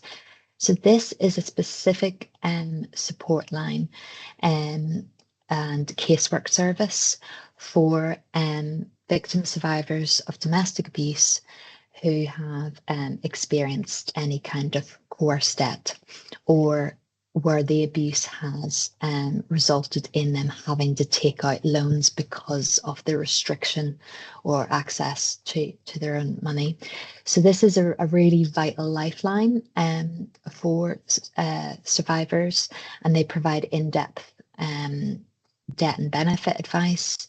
They also will work with clients for a number of months and sometimes even years to support writing off debt. So working, liaising with creditors to see about writing off debt, etc. So it's a really valuable resource for victim survivors. Next slide, please. And we also at SEE, we want to make sure that banking practices don't inadvertently facilitate abuse or cause further harm. And encouragingly, the financial services sector is starting to recognise its role. So the UK Finance 2025 Financial Abuse Code sets out commitments for how banks can better support people affected by financial abuse, including offering safe accounts and flagging vulnerable customers and taking action on coerced debt. So under the Financial Conduct Authority's consumer duty, firms have a legal responsibility to ensure that vulnerable customers get fair outcomes, including those experiencing abuse. And some banks now have specialist teams or processes for supporting victim survivors, though they're not all of these are publicly advertised. So that's why it's really helpful to reach out to banks, directly to banks where safe to do so, or to advocate on behalf of survivors to ensure their needs are recognised. Next slide, please. We're also seeing some really encouraging innovations from banks when it comes to responding to economic abuse. And this slide highlights just a few of those examples. So more banks, some banks are adapting their technology, for example, in blocking like abusive messages in like payment references, so such as Starling Bank. There's other spaces, other banks are opening up access to support through safe spaces in branches. And there's also examples of direct financial assistance like emergency funds, and of banks partnering with specialist organisations to offer more tailored support. So as you can see as well, it's at TSB, they have launched a £500 flee fund for customers to cover costs relating to flee and abuse. So even if a victim survivor isn't currently a TSB customer, they can open an account with TSB and have access to this fund. Next slide, please. And to help frontline professionals and victim survivors navigate what support is available from banks, SEE has developed a banking support directory. So this is a really practical resource that brings together information on what different banks and building societies can offer, from things like opening a new account without traditional ID, to accessing specialist teams or safe spaces in branches. And because many banks don't publicise these measures widely, the directory helps bridge that gap, making it easier to know where to refer, what kind of support to ask for, and how to advocate effectively on behalf of victim survivors. Next slide, please.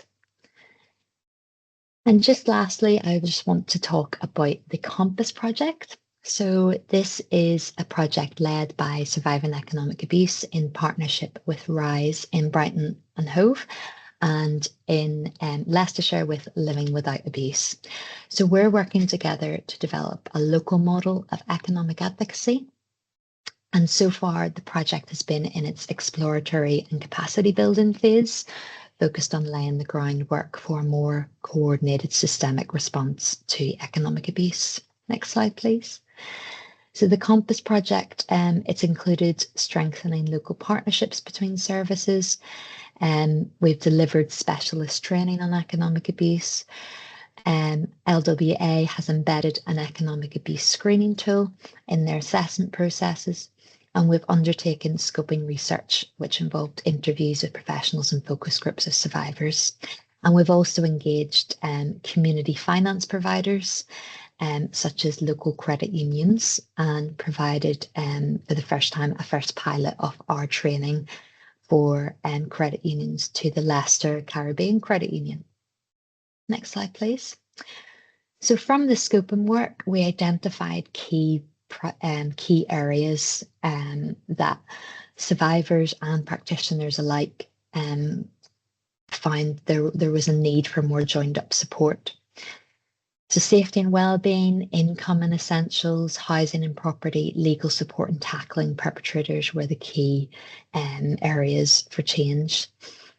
And our next steps at Compass is to develop and test interventions across these pillars. So we're really calling on your support really to kind of for the next phase of the project in terms of testing the approaches, sharing best practice and learning through evaluation. And we're also offering free training, including economic advocacy. So if you're interested at all in any of these interventions or training, please do get in touch with you, as we'd love to hear from you. So thank you. I know I've run slightly over time, but please do get in touch with Eleni, who is the Compass Project Coordinator. Her contact details are on the slide there, or the info at survivingeconomicabuse.org. Thanks so much. Okay, so hello, good morning everybody. So basically I was asked to put some slides together just to explain to you about the Leicestershire and Rutland MARAC, and literally where we are at the moment with this all, and our process here. And effectively then hopefully get time for questions, but if not, I've been told that questions can come through and I can answer them at a later date for everybody. Okay, so I'm Kev Wright. I'm the current MARAC manager for Leicestershire and Rutland MARAC. So it's the Multi-Agency Risk Assessment Conference for people that don't know what the MARAC stands for. In Leicestershire, obviously you've heard me say it's Leicester, Leicestershire and Rutland. We actually hold it as one meeting, one MARAC, but it is separated into the three areas. And the main reason it's separated into three areas is for the statistical purposes of putting those together, so we can work out each area, whether we're on target with the referrals, whether actually we're meeting what we should be doing in those certain areas. But effectively it's three MARACs held in one meeting. So what is a MARAC? A MARAC is a meeting where information is shared on the highest risk domestic abuse cases between representatives of local police, health, child protection, housing practitioners, independent domestic violence advisors, the IDVAs, probation and other specialists from the statutory and voluntary sectors. After sharing all relevant information they have about the victim, the representatives discuss options for increasing the safety of the victim. Might need that one minimising if I can. And effectively turn these into coordinated action plans. Is there any way of minimising that little box there, just in case I've got any more? Well, simple as that.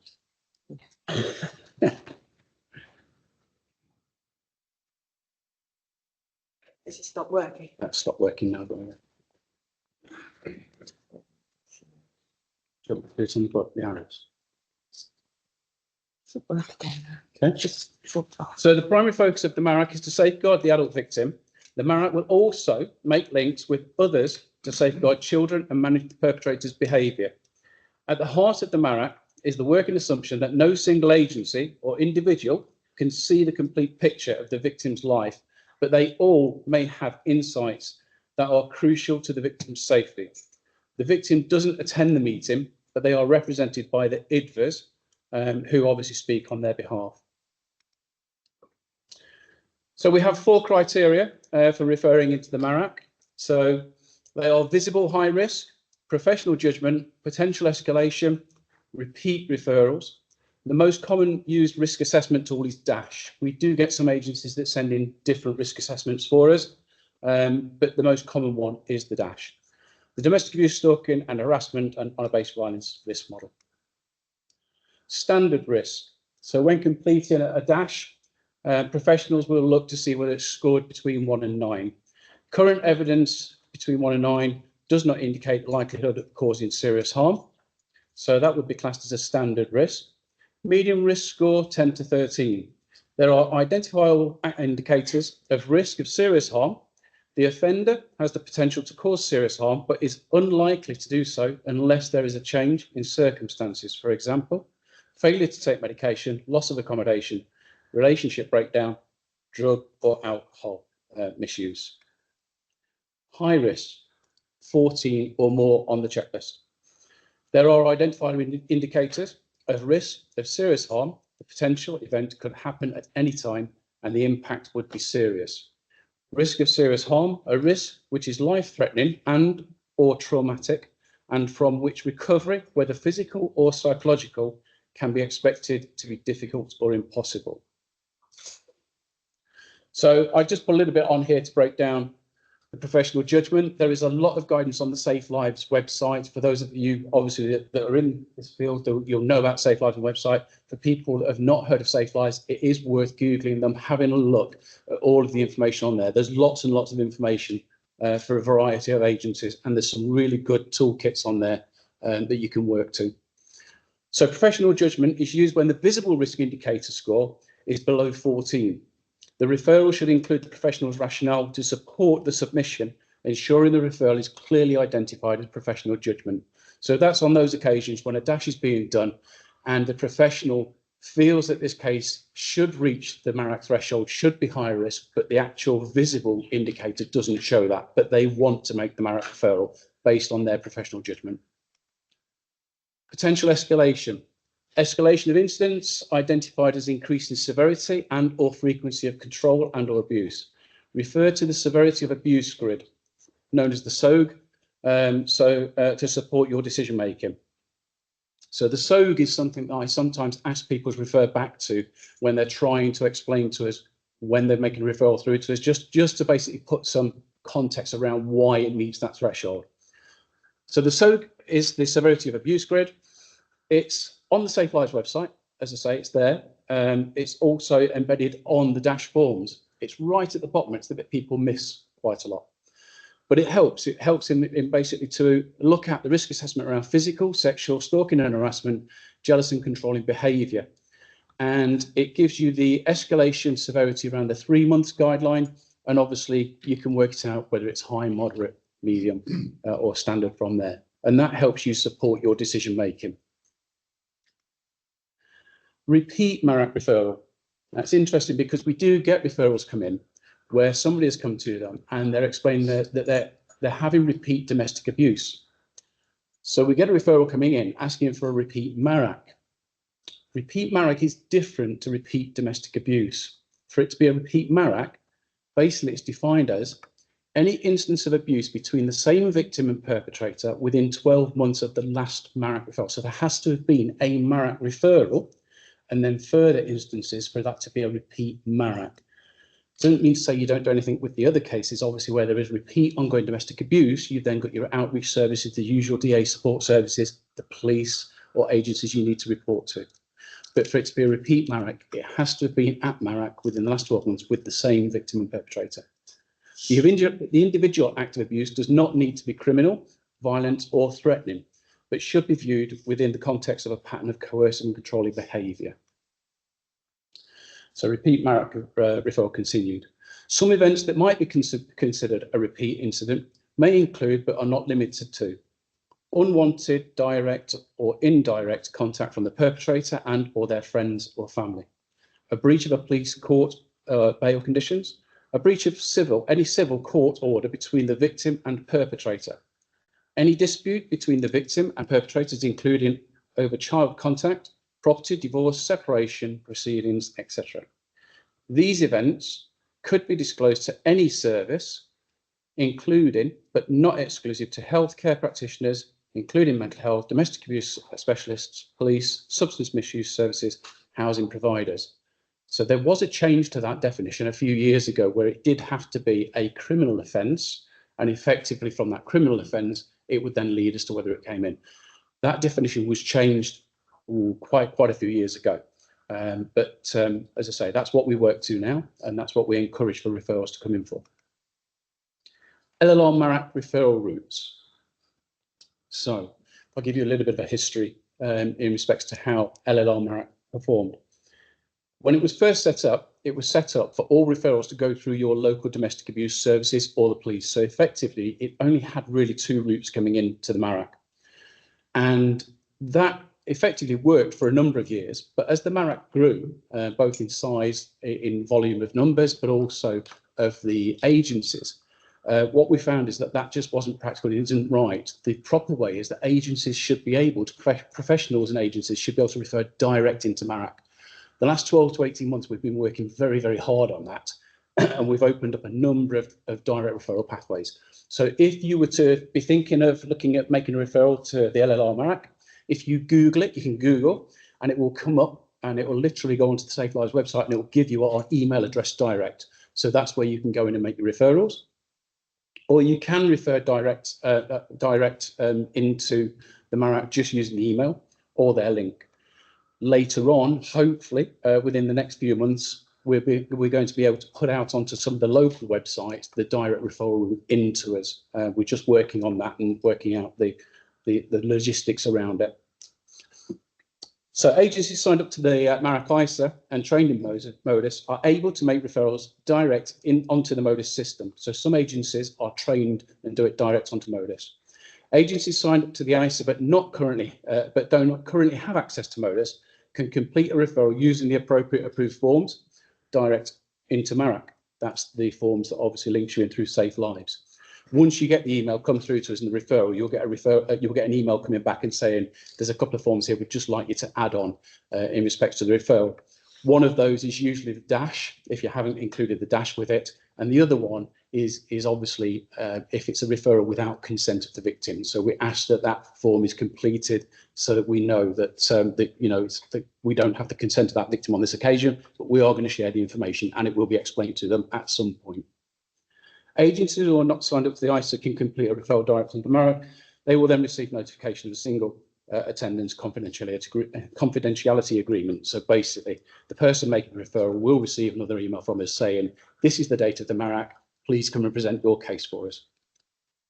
Marac to Marac referrals via direct contact with LLR Marac teams and must be accompanied with the correct forms. So we get Marac to Marac forms and Marac to Marac transfers. We transfer out a lot of cases around the country. We have lots of Maracs around the country transfer into us. You'd be surprised how many. It's not just one or two a week. We get quite a few. So there's a lot of information being transferred between agencies and organisations up and down the country. The pathways for referrals will improve further once the Modus Direct portal web page or alternative platform has been finalised. So I hate reading that out to you. Better explain it to you. So we're working on and working with the providers to get an online portal. So effectively, when you go onto the website, it will automatically load and you'll be able to directly input everything that you need for your referral onto that, and it will automatically then just populate our system. So the referral comes in, it's already populated for us, and when we'll just set a date for the Marac and you'll get your invite. Does that make better sense than what's written there? Okay, so at the moment, the way it works for us, cases referred to Marac will be placed into the Modus system. So it's Modus we use at the moment. We have got some meetings going on to look at other providers within the next 2 weeks. Cases will be identified for circulation to the Marac partner agencies, separating the cases into the areas. As I said, it's Rutland, City, County. Case lists will then be circulated by day 1, 8 AM. There's another slide and I'll explain that to you. Agencies will then receive a case list and populate the Modus risk management plans with information to be shared and self-identified actions for 5 PM on day 1. Again, the flowchart will help you with that. Partner agencies will with access to Modus will now be able to see the other agencies' updates, professionals involved and respond accordingly. That is where we're very, very different to a lot of Maracs across the country. The agencies would not be able to see that information at this point. They would only be able to see the information once the Marac is being heard and on the day of the Marac. We share our information at the point of the referral's gone out. You can come in and have a look at the information, start talking to the professionals. You've got a week to do that, put your safeguarding in place, put whatever it is you need to put in place to your safeguard, get your civil orders applied for. The police, obviously, they'll be putting their bail conditions in place and effectively come to the meeting 1 week later. Then we can discuss what's been put in place, what haven't we been able to put in place, what can we now action out for what needs to be done. So that's a massive, massive change again over the last couple of years.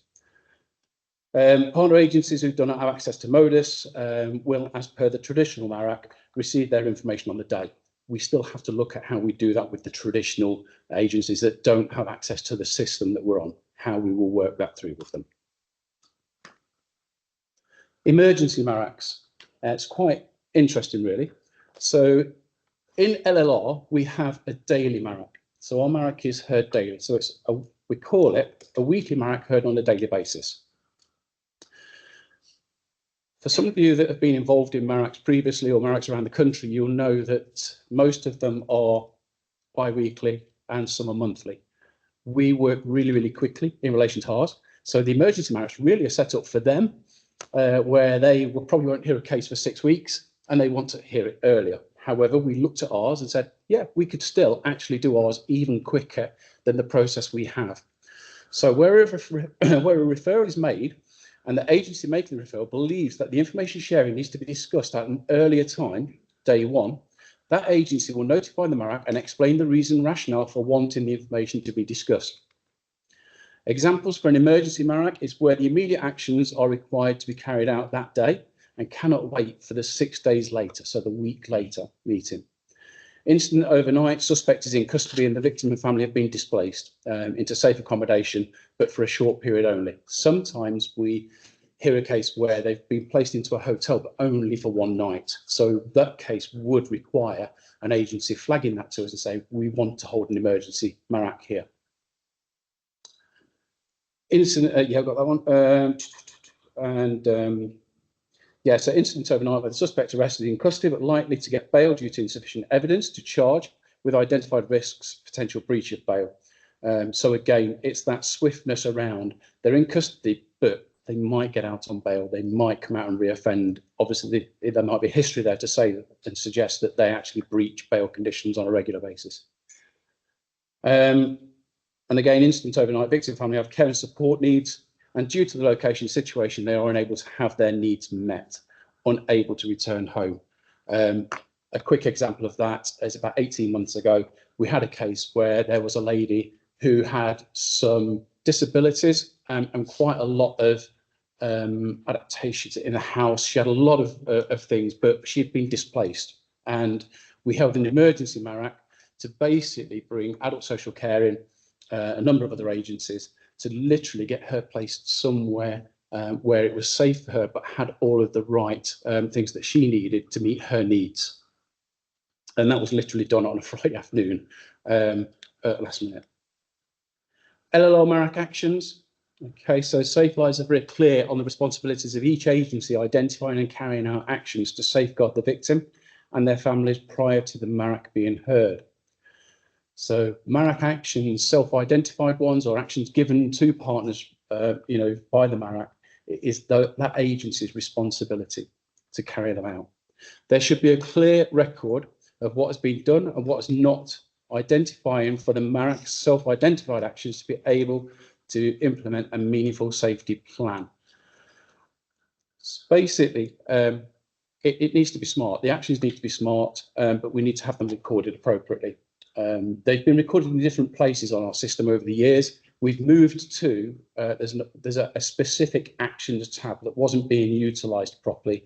We've moved to that now, and we're able to track all the actions, which is really good for us.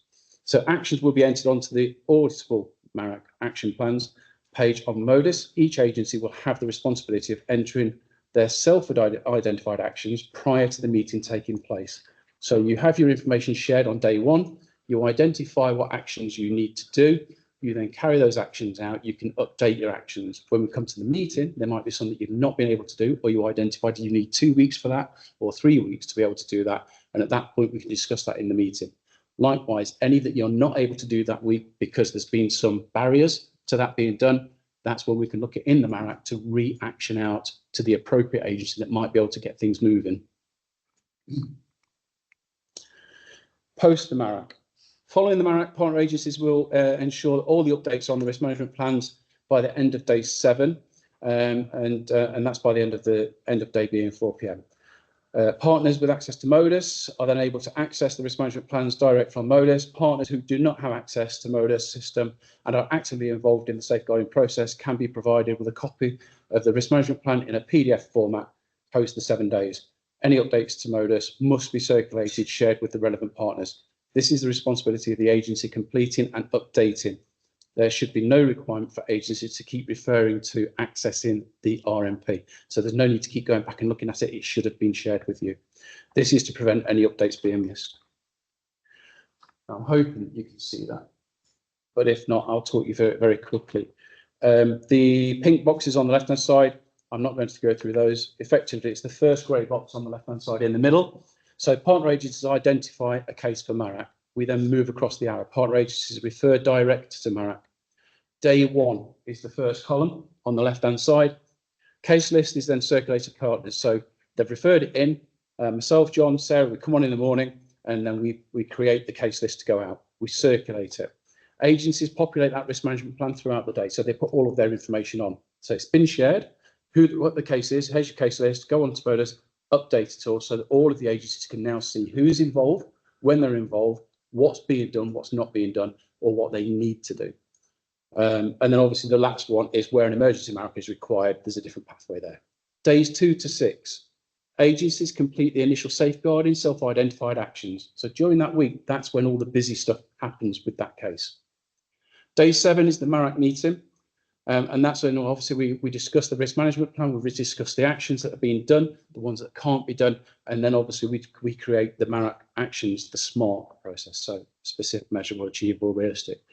And then obviously we get the MARAC actions are reviewed. They're reviewed at day 14. So an action is sent out to an individual or a partner, 14 days goes by, and then we go back into the system to check all the 14 days overdue actions. Any that are overdue, that individual will receive an automated email from the system. So we just go in, we just basically put in that it's still outstanding.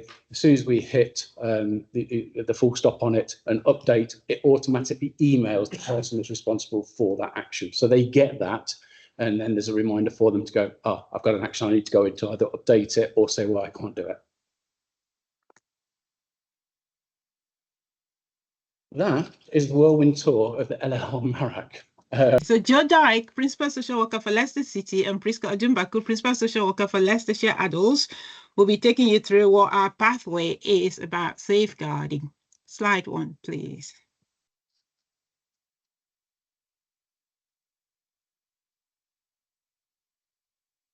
Okay.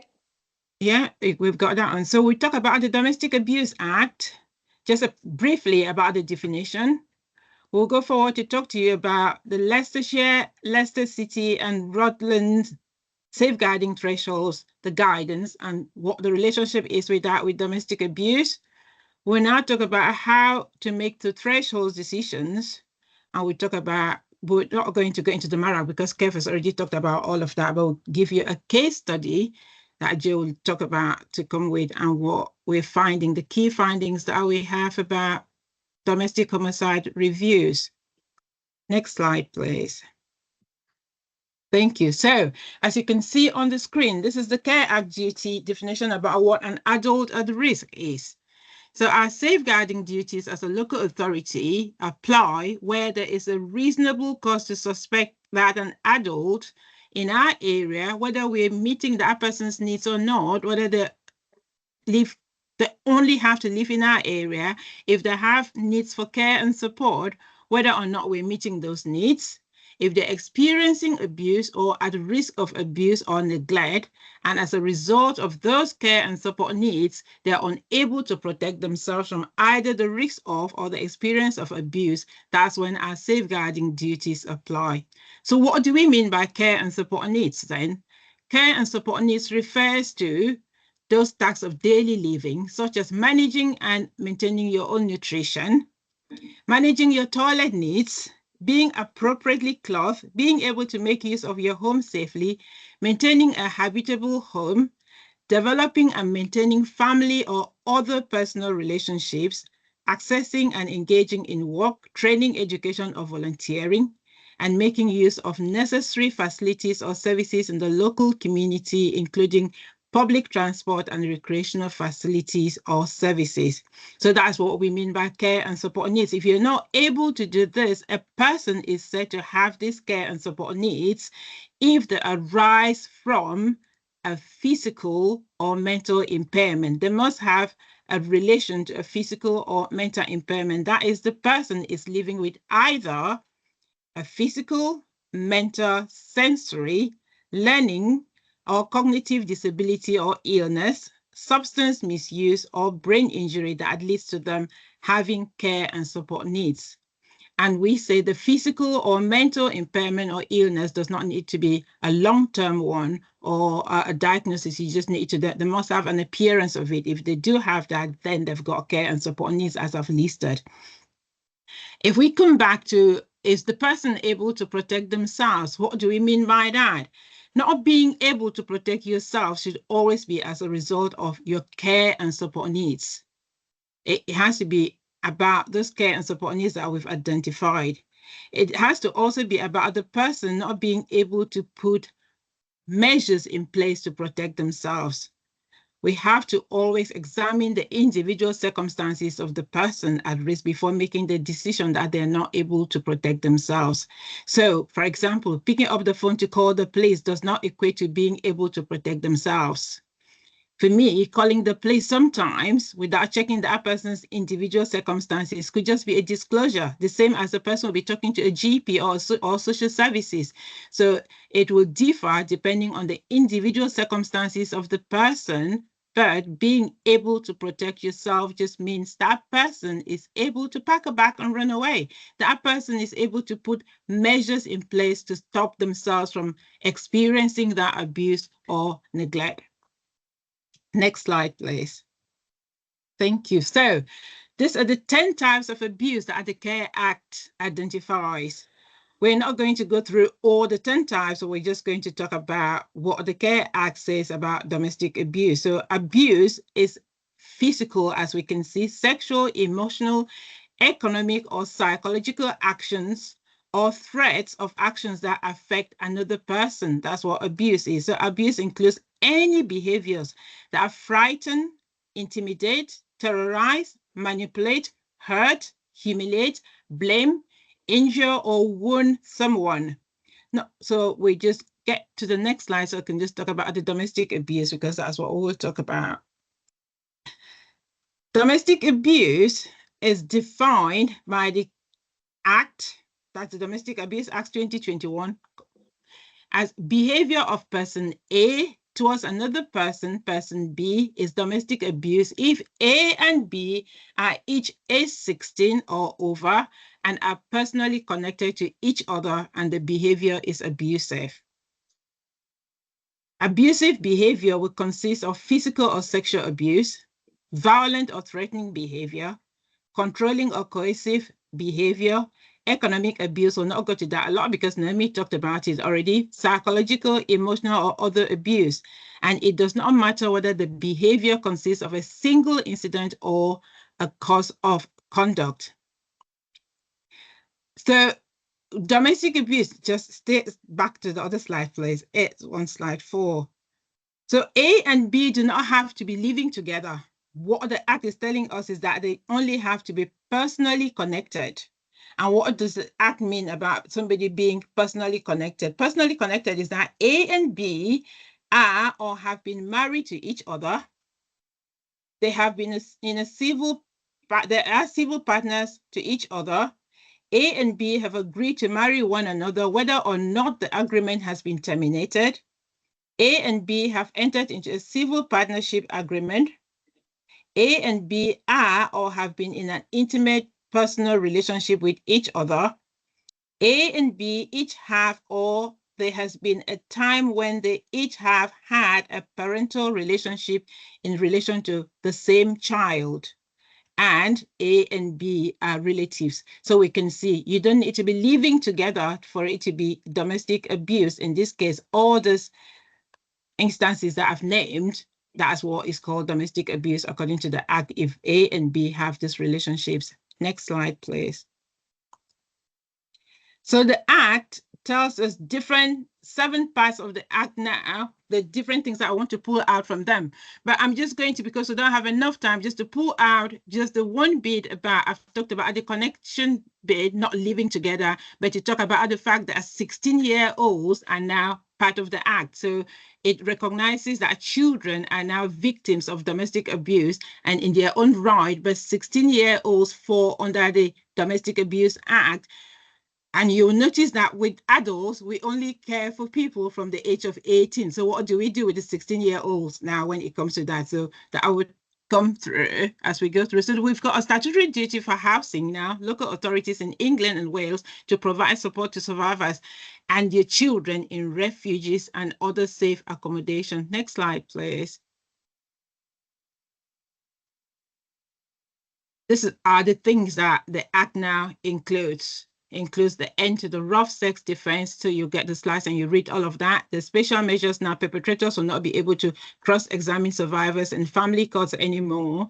And the Act requires that the government will introduce a national perpetrator strategy, which will include a new domestic abuse protection notice and domestic abuse protection order to help prevent reoffending and provide immediate protection for survivors. Next slide, please. So if you look at that, I just wanted to share this picture with us because it looked, when I saw it, I really liked it, which is right. You got the question to the left, it says that's wrong. You got it in the middle, that's wrong. And you got it to the right, that's wrong. You can see if you're in that situation, how the victim in this situation will be so confused. What is right? Just for us to pause and think about it when we are assessing or talking to people that in this situation, how confused that person could be. Everything they've done, they've already told them it's wrong. What was the language? I just like when Tiernan was talking about the language that we use with people. What we say in public and what we say in private. How am I going to face that person that has gone through that abuse for 10 years, 5 years? Now I've got to assess them to say, does it meet the threshold or not? And they're sitting in front of me and thinking, help me.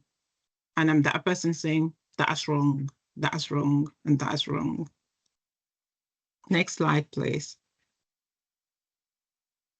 So the prevalence of domestic abuse, the crime survey for England and Wales, year ending March 2024. So this is the latest statistics that we could find. So the police recorded 1,350,428 domestic abuse related incidents and crimes in that year. 851,062 of these were recorded as domestic abuse related crimes. Approximately 1 in 20 people experienced domestic abuse in that year. You can start seeing the underreporting. 4.8% of people aged 16 years and over experienced domestic abuse in that year. A higher percentage of people aged 16 to 19 years were victims of domestic abuse compared with those aged 55 years and over. So it's a good thing that we've added a 16-year mark to start from. You can see, I will say children, but they're not children, they're adults. 16 to 19 are experiencing more domestic abuse now than the over 55 years. A higher proportion of people aged 16 years and over with a disability experience domestic abuse than those without. Food for thought. Next slide, please. I'll let you read that. But you can see that the victim that were female, 72% of domestic abuse related crimes. That is high.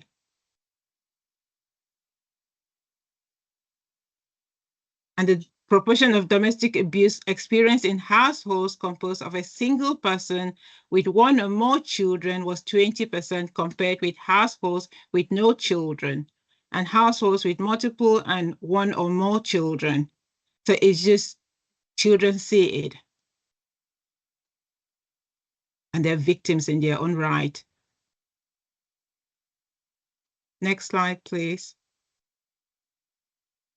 That's just telling you about the gender and how domestic abuse is. And I think the next one would be you, Jo. Yeah, thank you, Prishka.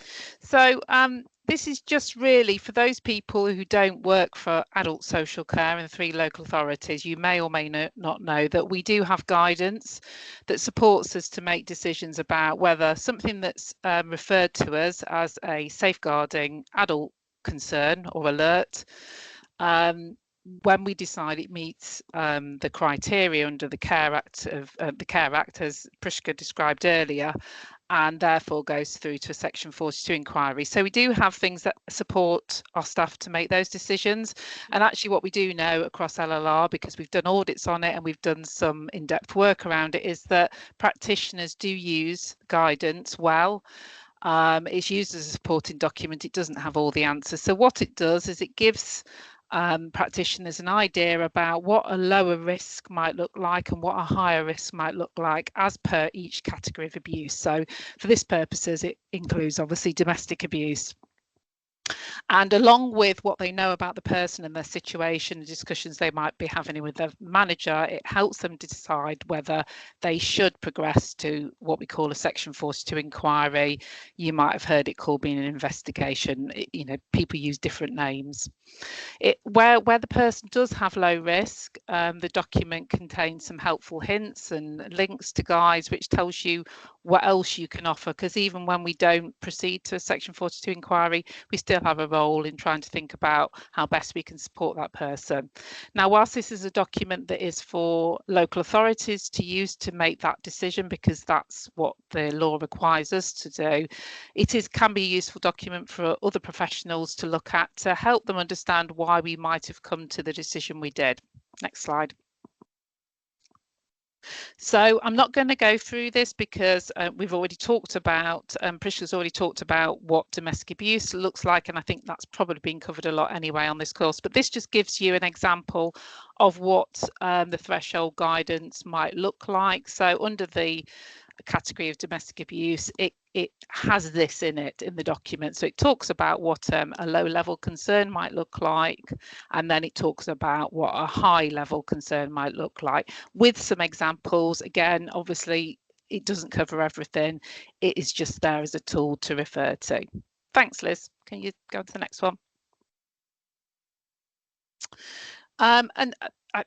Prishka's touched a little bit on this already, but when our staff are thinking about people who are experiencing domestic abuse and whether it falls into our safeguarding adults criteria, our Section 42 inquiry, we really need to think about, as Prishka was referring to, whether the person has got care and support needs, and is that preventing them from protecting themselves. And whilst that's obvious with people with physical health needs, it's less obvious when the person might have mental health issues, substance misuse, or where there is that coercion and control. So that's where our professional curiosity needs to come into play. So at the moment, we know that the percentage of completed Section 42 inquiries where domestic abuse is indicated is still lower than we would like. Both in Leicester City, it's standing at about 6 to 8%, and Leicestershire, it's between 9 and 11%. And we know that this is probably because we aren't categorising the type of abuse properly. So we're probably calling it things like physical and emotional abuse, because we aren't understanding that when the person alleged to be causing harm is personally connected, as Prishka was referring to, this should always be recorded as domestic abuse. We also know that older couples abuse may be misunderstood and seen as dependency, as the research from Keele University shown, which Remy spoke about earlier. Men as victims, especially older men, not being recognised, and the complexities of recognising signs of coercion control, given Prishka's examples of the cushions on the settee, and also economic abuse, as Naomi outlined. We're doing lots of work in the 3 local authorities to support our practitioners, their managers, around recognising and making sure we are picking the right category of domestic abuse via training and workshops, practice audits, and updates to our policies and procedures. So even if the victim does not have care and support needs, if adult social care are made aware of the concerns, we need to ensure that we provide appropriate advice and support to help the person reduce the risk to them, and be referring to domestic abuse services, which you've already heard lots about from Tammy earlier in the event. As Kev has gone through, there's also the risk assessment that is done around domestic abuse, which is called the DASH. And for those who are deemed high risk, they automatically are discussed at MARAC. So all three local authorities in terms of adult social care are represented at the daily MARAC by our Leicester and Rutland senior practitioner. If you're from the local authority and you want to know more about their role or how to contact them, just speak to your manager and they should be able to find the information for you. If you can move on to the next slide, please. So this is just a very a whistle-stop tour of what we need to do once an alert comes in terms of the threshold decision. And apologies for my staff because they'll feel like this is just a replication of what they have on the training course, so apologies to those. And essentially these are the three things we have to determine. So we have to decide, is the threshold not met? And in that situation, that three criteria that Prishka referred to, it would be that we'd establish that one of those wasn't met, in which case we wouldn't proceed with an inquiry, but we would offer other options to the person. Could be things like a care and support assessment, it could be carers assessment. There are lots of options that we could still do. It could be that we meet the threshold, but we don't progress. And this is where making safeguarding personal comes into play. So it's always important that we include the adult at risk, or the person in what we're doing.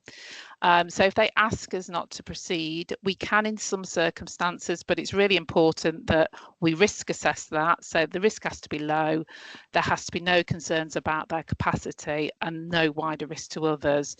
And part of that is about making sure that when we're talking to the person about not going ahead, we need to understand that they recognise what the risks, what the implications are of it not going forward, that they understand what options they have to make themselves safer, and that they are making an informed decision. So that although we can come to that, we have to be really careful about when we choose that as an outcome.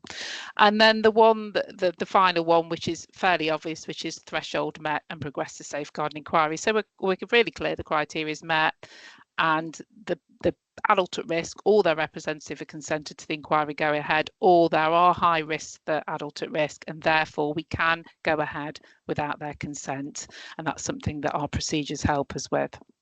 Okay, move on to the next slide. Okay, so so this is just a bit of an example of a review we did on somebody who isn't called Mary, that's an anonymised name. So it's learning that came out of a referral that actually was about a safeguarding adult review. It didn't meet the criteria, but it was felt that there was some merit in asking agencies involved to look at their involvement with Mary, so early learning could be shared in actions. And that was decided because Mary's situation has got similar themes to learning from previous safeguarding adult reviews. And actually, when you hear about Mary, it probably will resonate with some of you that this is a similar situation to what you've come across. So the information has been anonymised, so Mary can't be identified, and the practitioners and managers involved with Mary took part in a single agency review, and the learning was shared with them. And we're also using the sort of wider learning in training as well. So okay. Sorry, I've moved screen. So Mary was known to adult social care for several years. She's a white British woman. She's age 65 and she lives with her husband and dogs. And at the time, her husband, son and partner temporarily lived with them. Prior to the most recent safeguarding concerns, Mary had been referred to adult social care on 3 previous occasions between 2020 and 23, with concerns about domestic abuse from her husband. Visits were undertaken on all 3 occasions by adult social care, and safeguarding alerts were only raised on 2 occasions. None of them were deemed to meet the threshold for Section 42 inquiry. When Mary was seen, it was observed there were signs of self-neglect and that she appeared confused at times. In July 24, concerns were raised again via Turning Point, who were making a referral on behalf of her daughter-in-law, and concerns were raised that her husband was severely neglecting Mary. She hadn't had a wash for a couple of years. One of the dogs had died behind the settee, but nobody had noticed, and that he wouldn't let anyone support with her care needs. A safeguarding alert was raised and an unannounced visit was completed. There were concerns at the visit about the condition of Mary and their home, and Mary seemed confused, and there were worries about the care of the dogs. The husband, on behalf of Mary, declined all the care, and the allocated social worker continued to hold both safeguarding adult and legal planning meetings to share concerns and agree what action could be taken to safeguard Mary. In October, she was admitted to hospital and diagnosed with incurable cancer. She was assessed under the Medical Capacity Act and deemed to not have capacity around her care and support needs, how these were met, and where she should live. She was discharged to a care home where she currently lives, and Leicester Police were leading on a criminal investigation into her husband. So what do we know about, so what have we learned from the situation of Mary and others? Please move on to the next slide, Liz. So what was really good practice is that on all occasions, unplanned visits were done to Mary so as not to alert her husband or her potentially. Mary was supplied with some assistive technology, so she was given a big button mobile phone to use if she required support or if she needed to contact someone.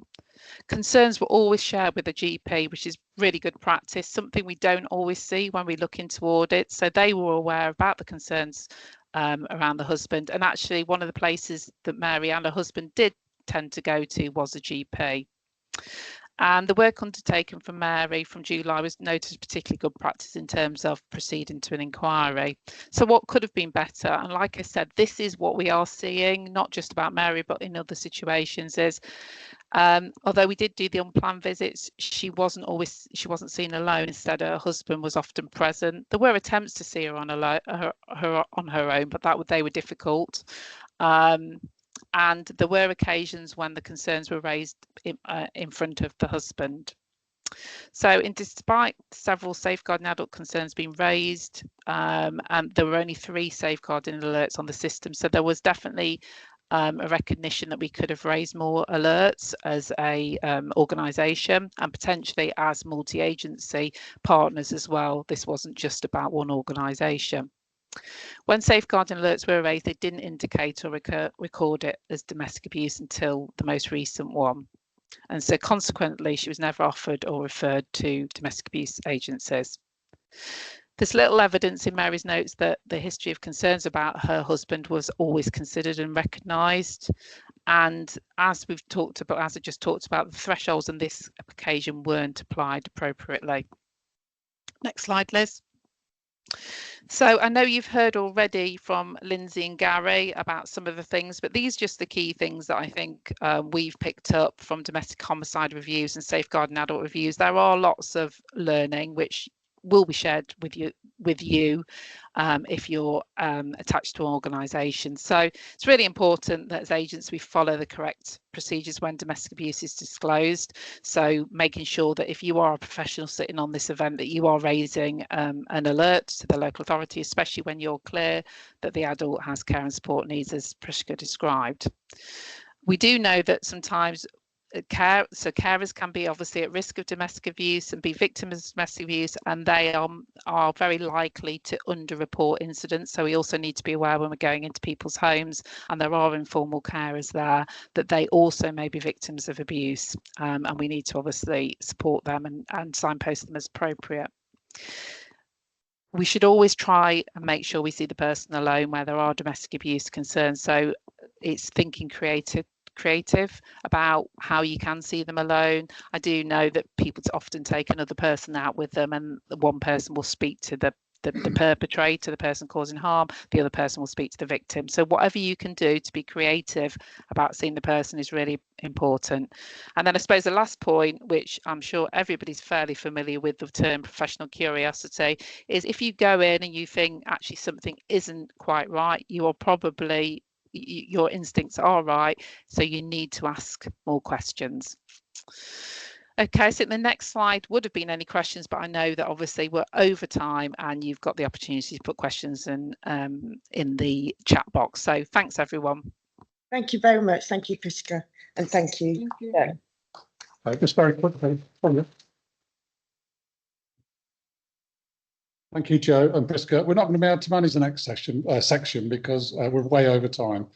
But it would have been talking about transnational marriage abandonment. There's quite a few slides which you'll get in due course.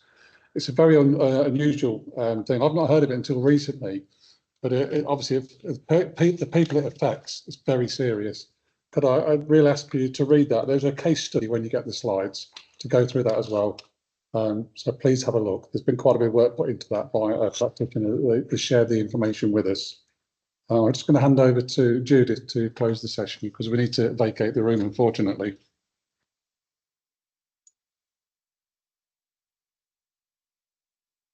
Hello. So yeah, I'm not going to keep it on. But I don't know about you, but I feel like I've learned so much today about how our local community across statutory bodies, public sector agencies and private sector organisations are supporting adults and children who are affected by domestic abuse.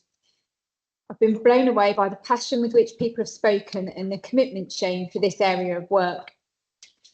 Whilst the statistics portray a concerning picture in terms of the prevalence and the lasting impact of domestic abuse, I leave today with a spirit of hope that in Leicester, Leicestershire and Rutland, we are supporting those who harm to change. We are supporting victims of all ages to become survivors. And we are working to respond in ways which provide people with the right support at the right time to ensure that they're safeguarded. But there is still work to be done. And so I encourage you to leave here with a sense of hope and a renewed commitment to the work that you are doing to support those impacted by issues of domestic abuse.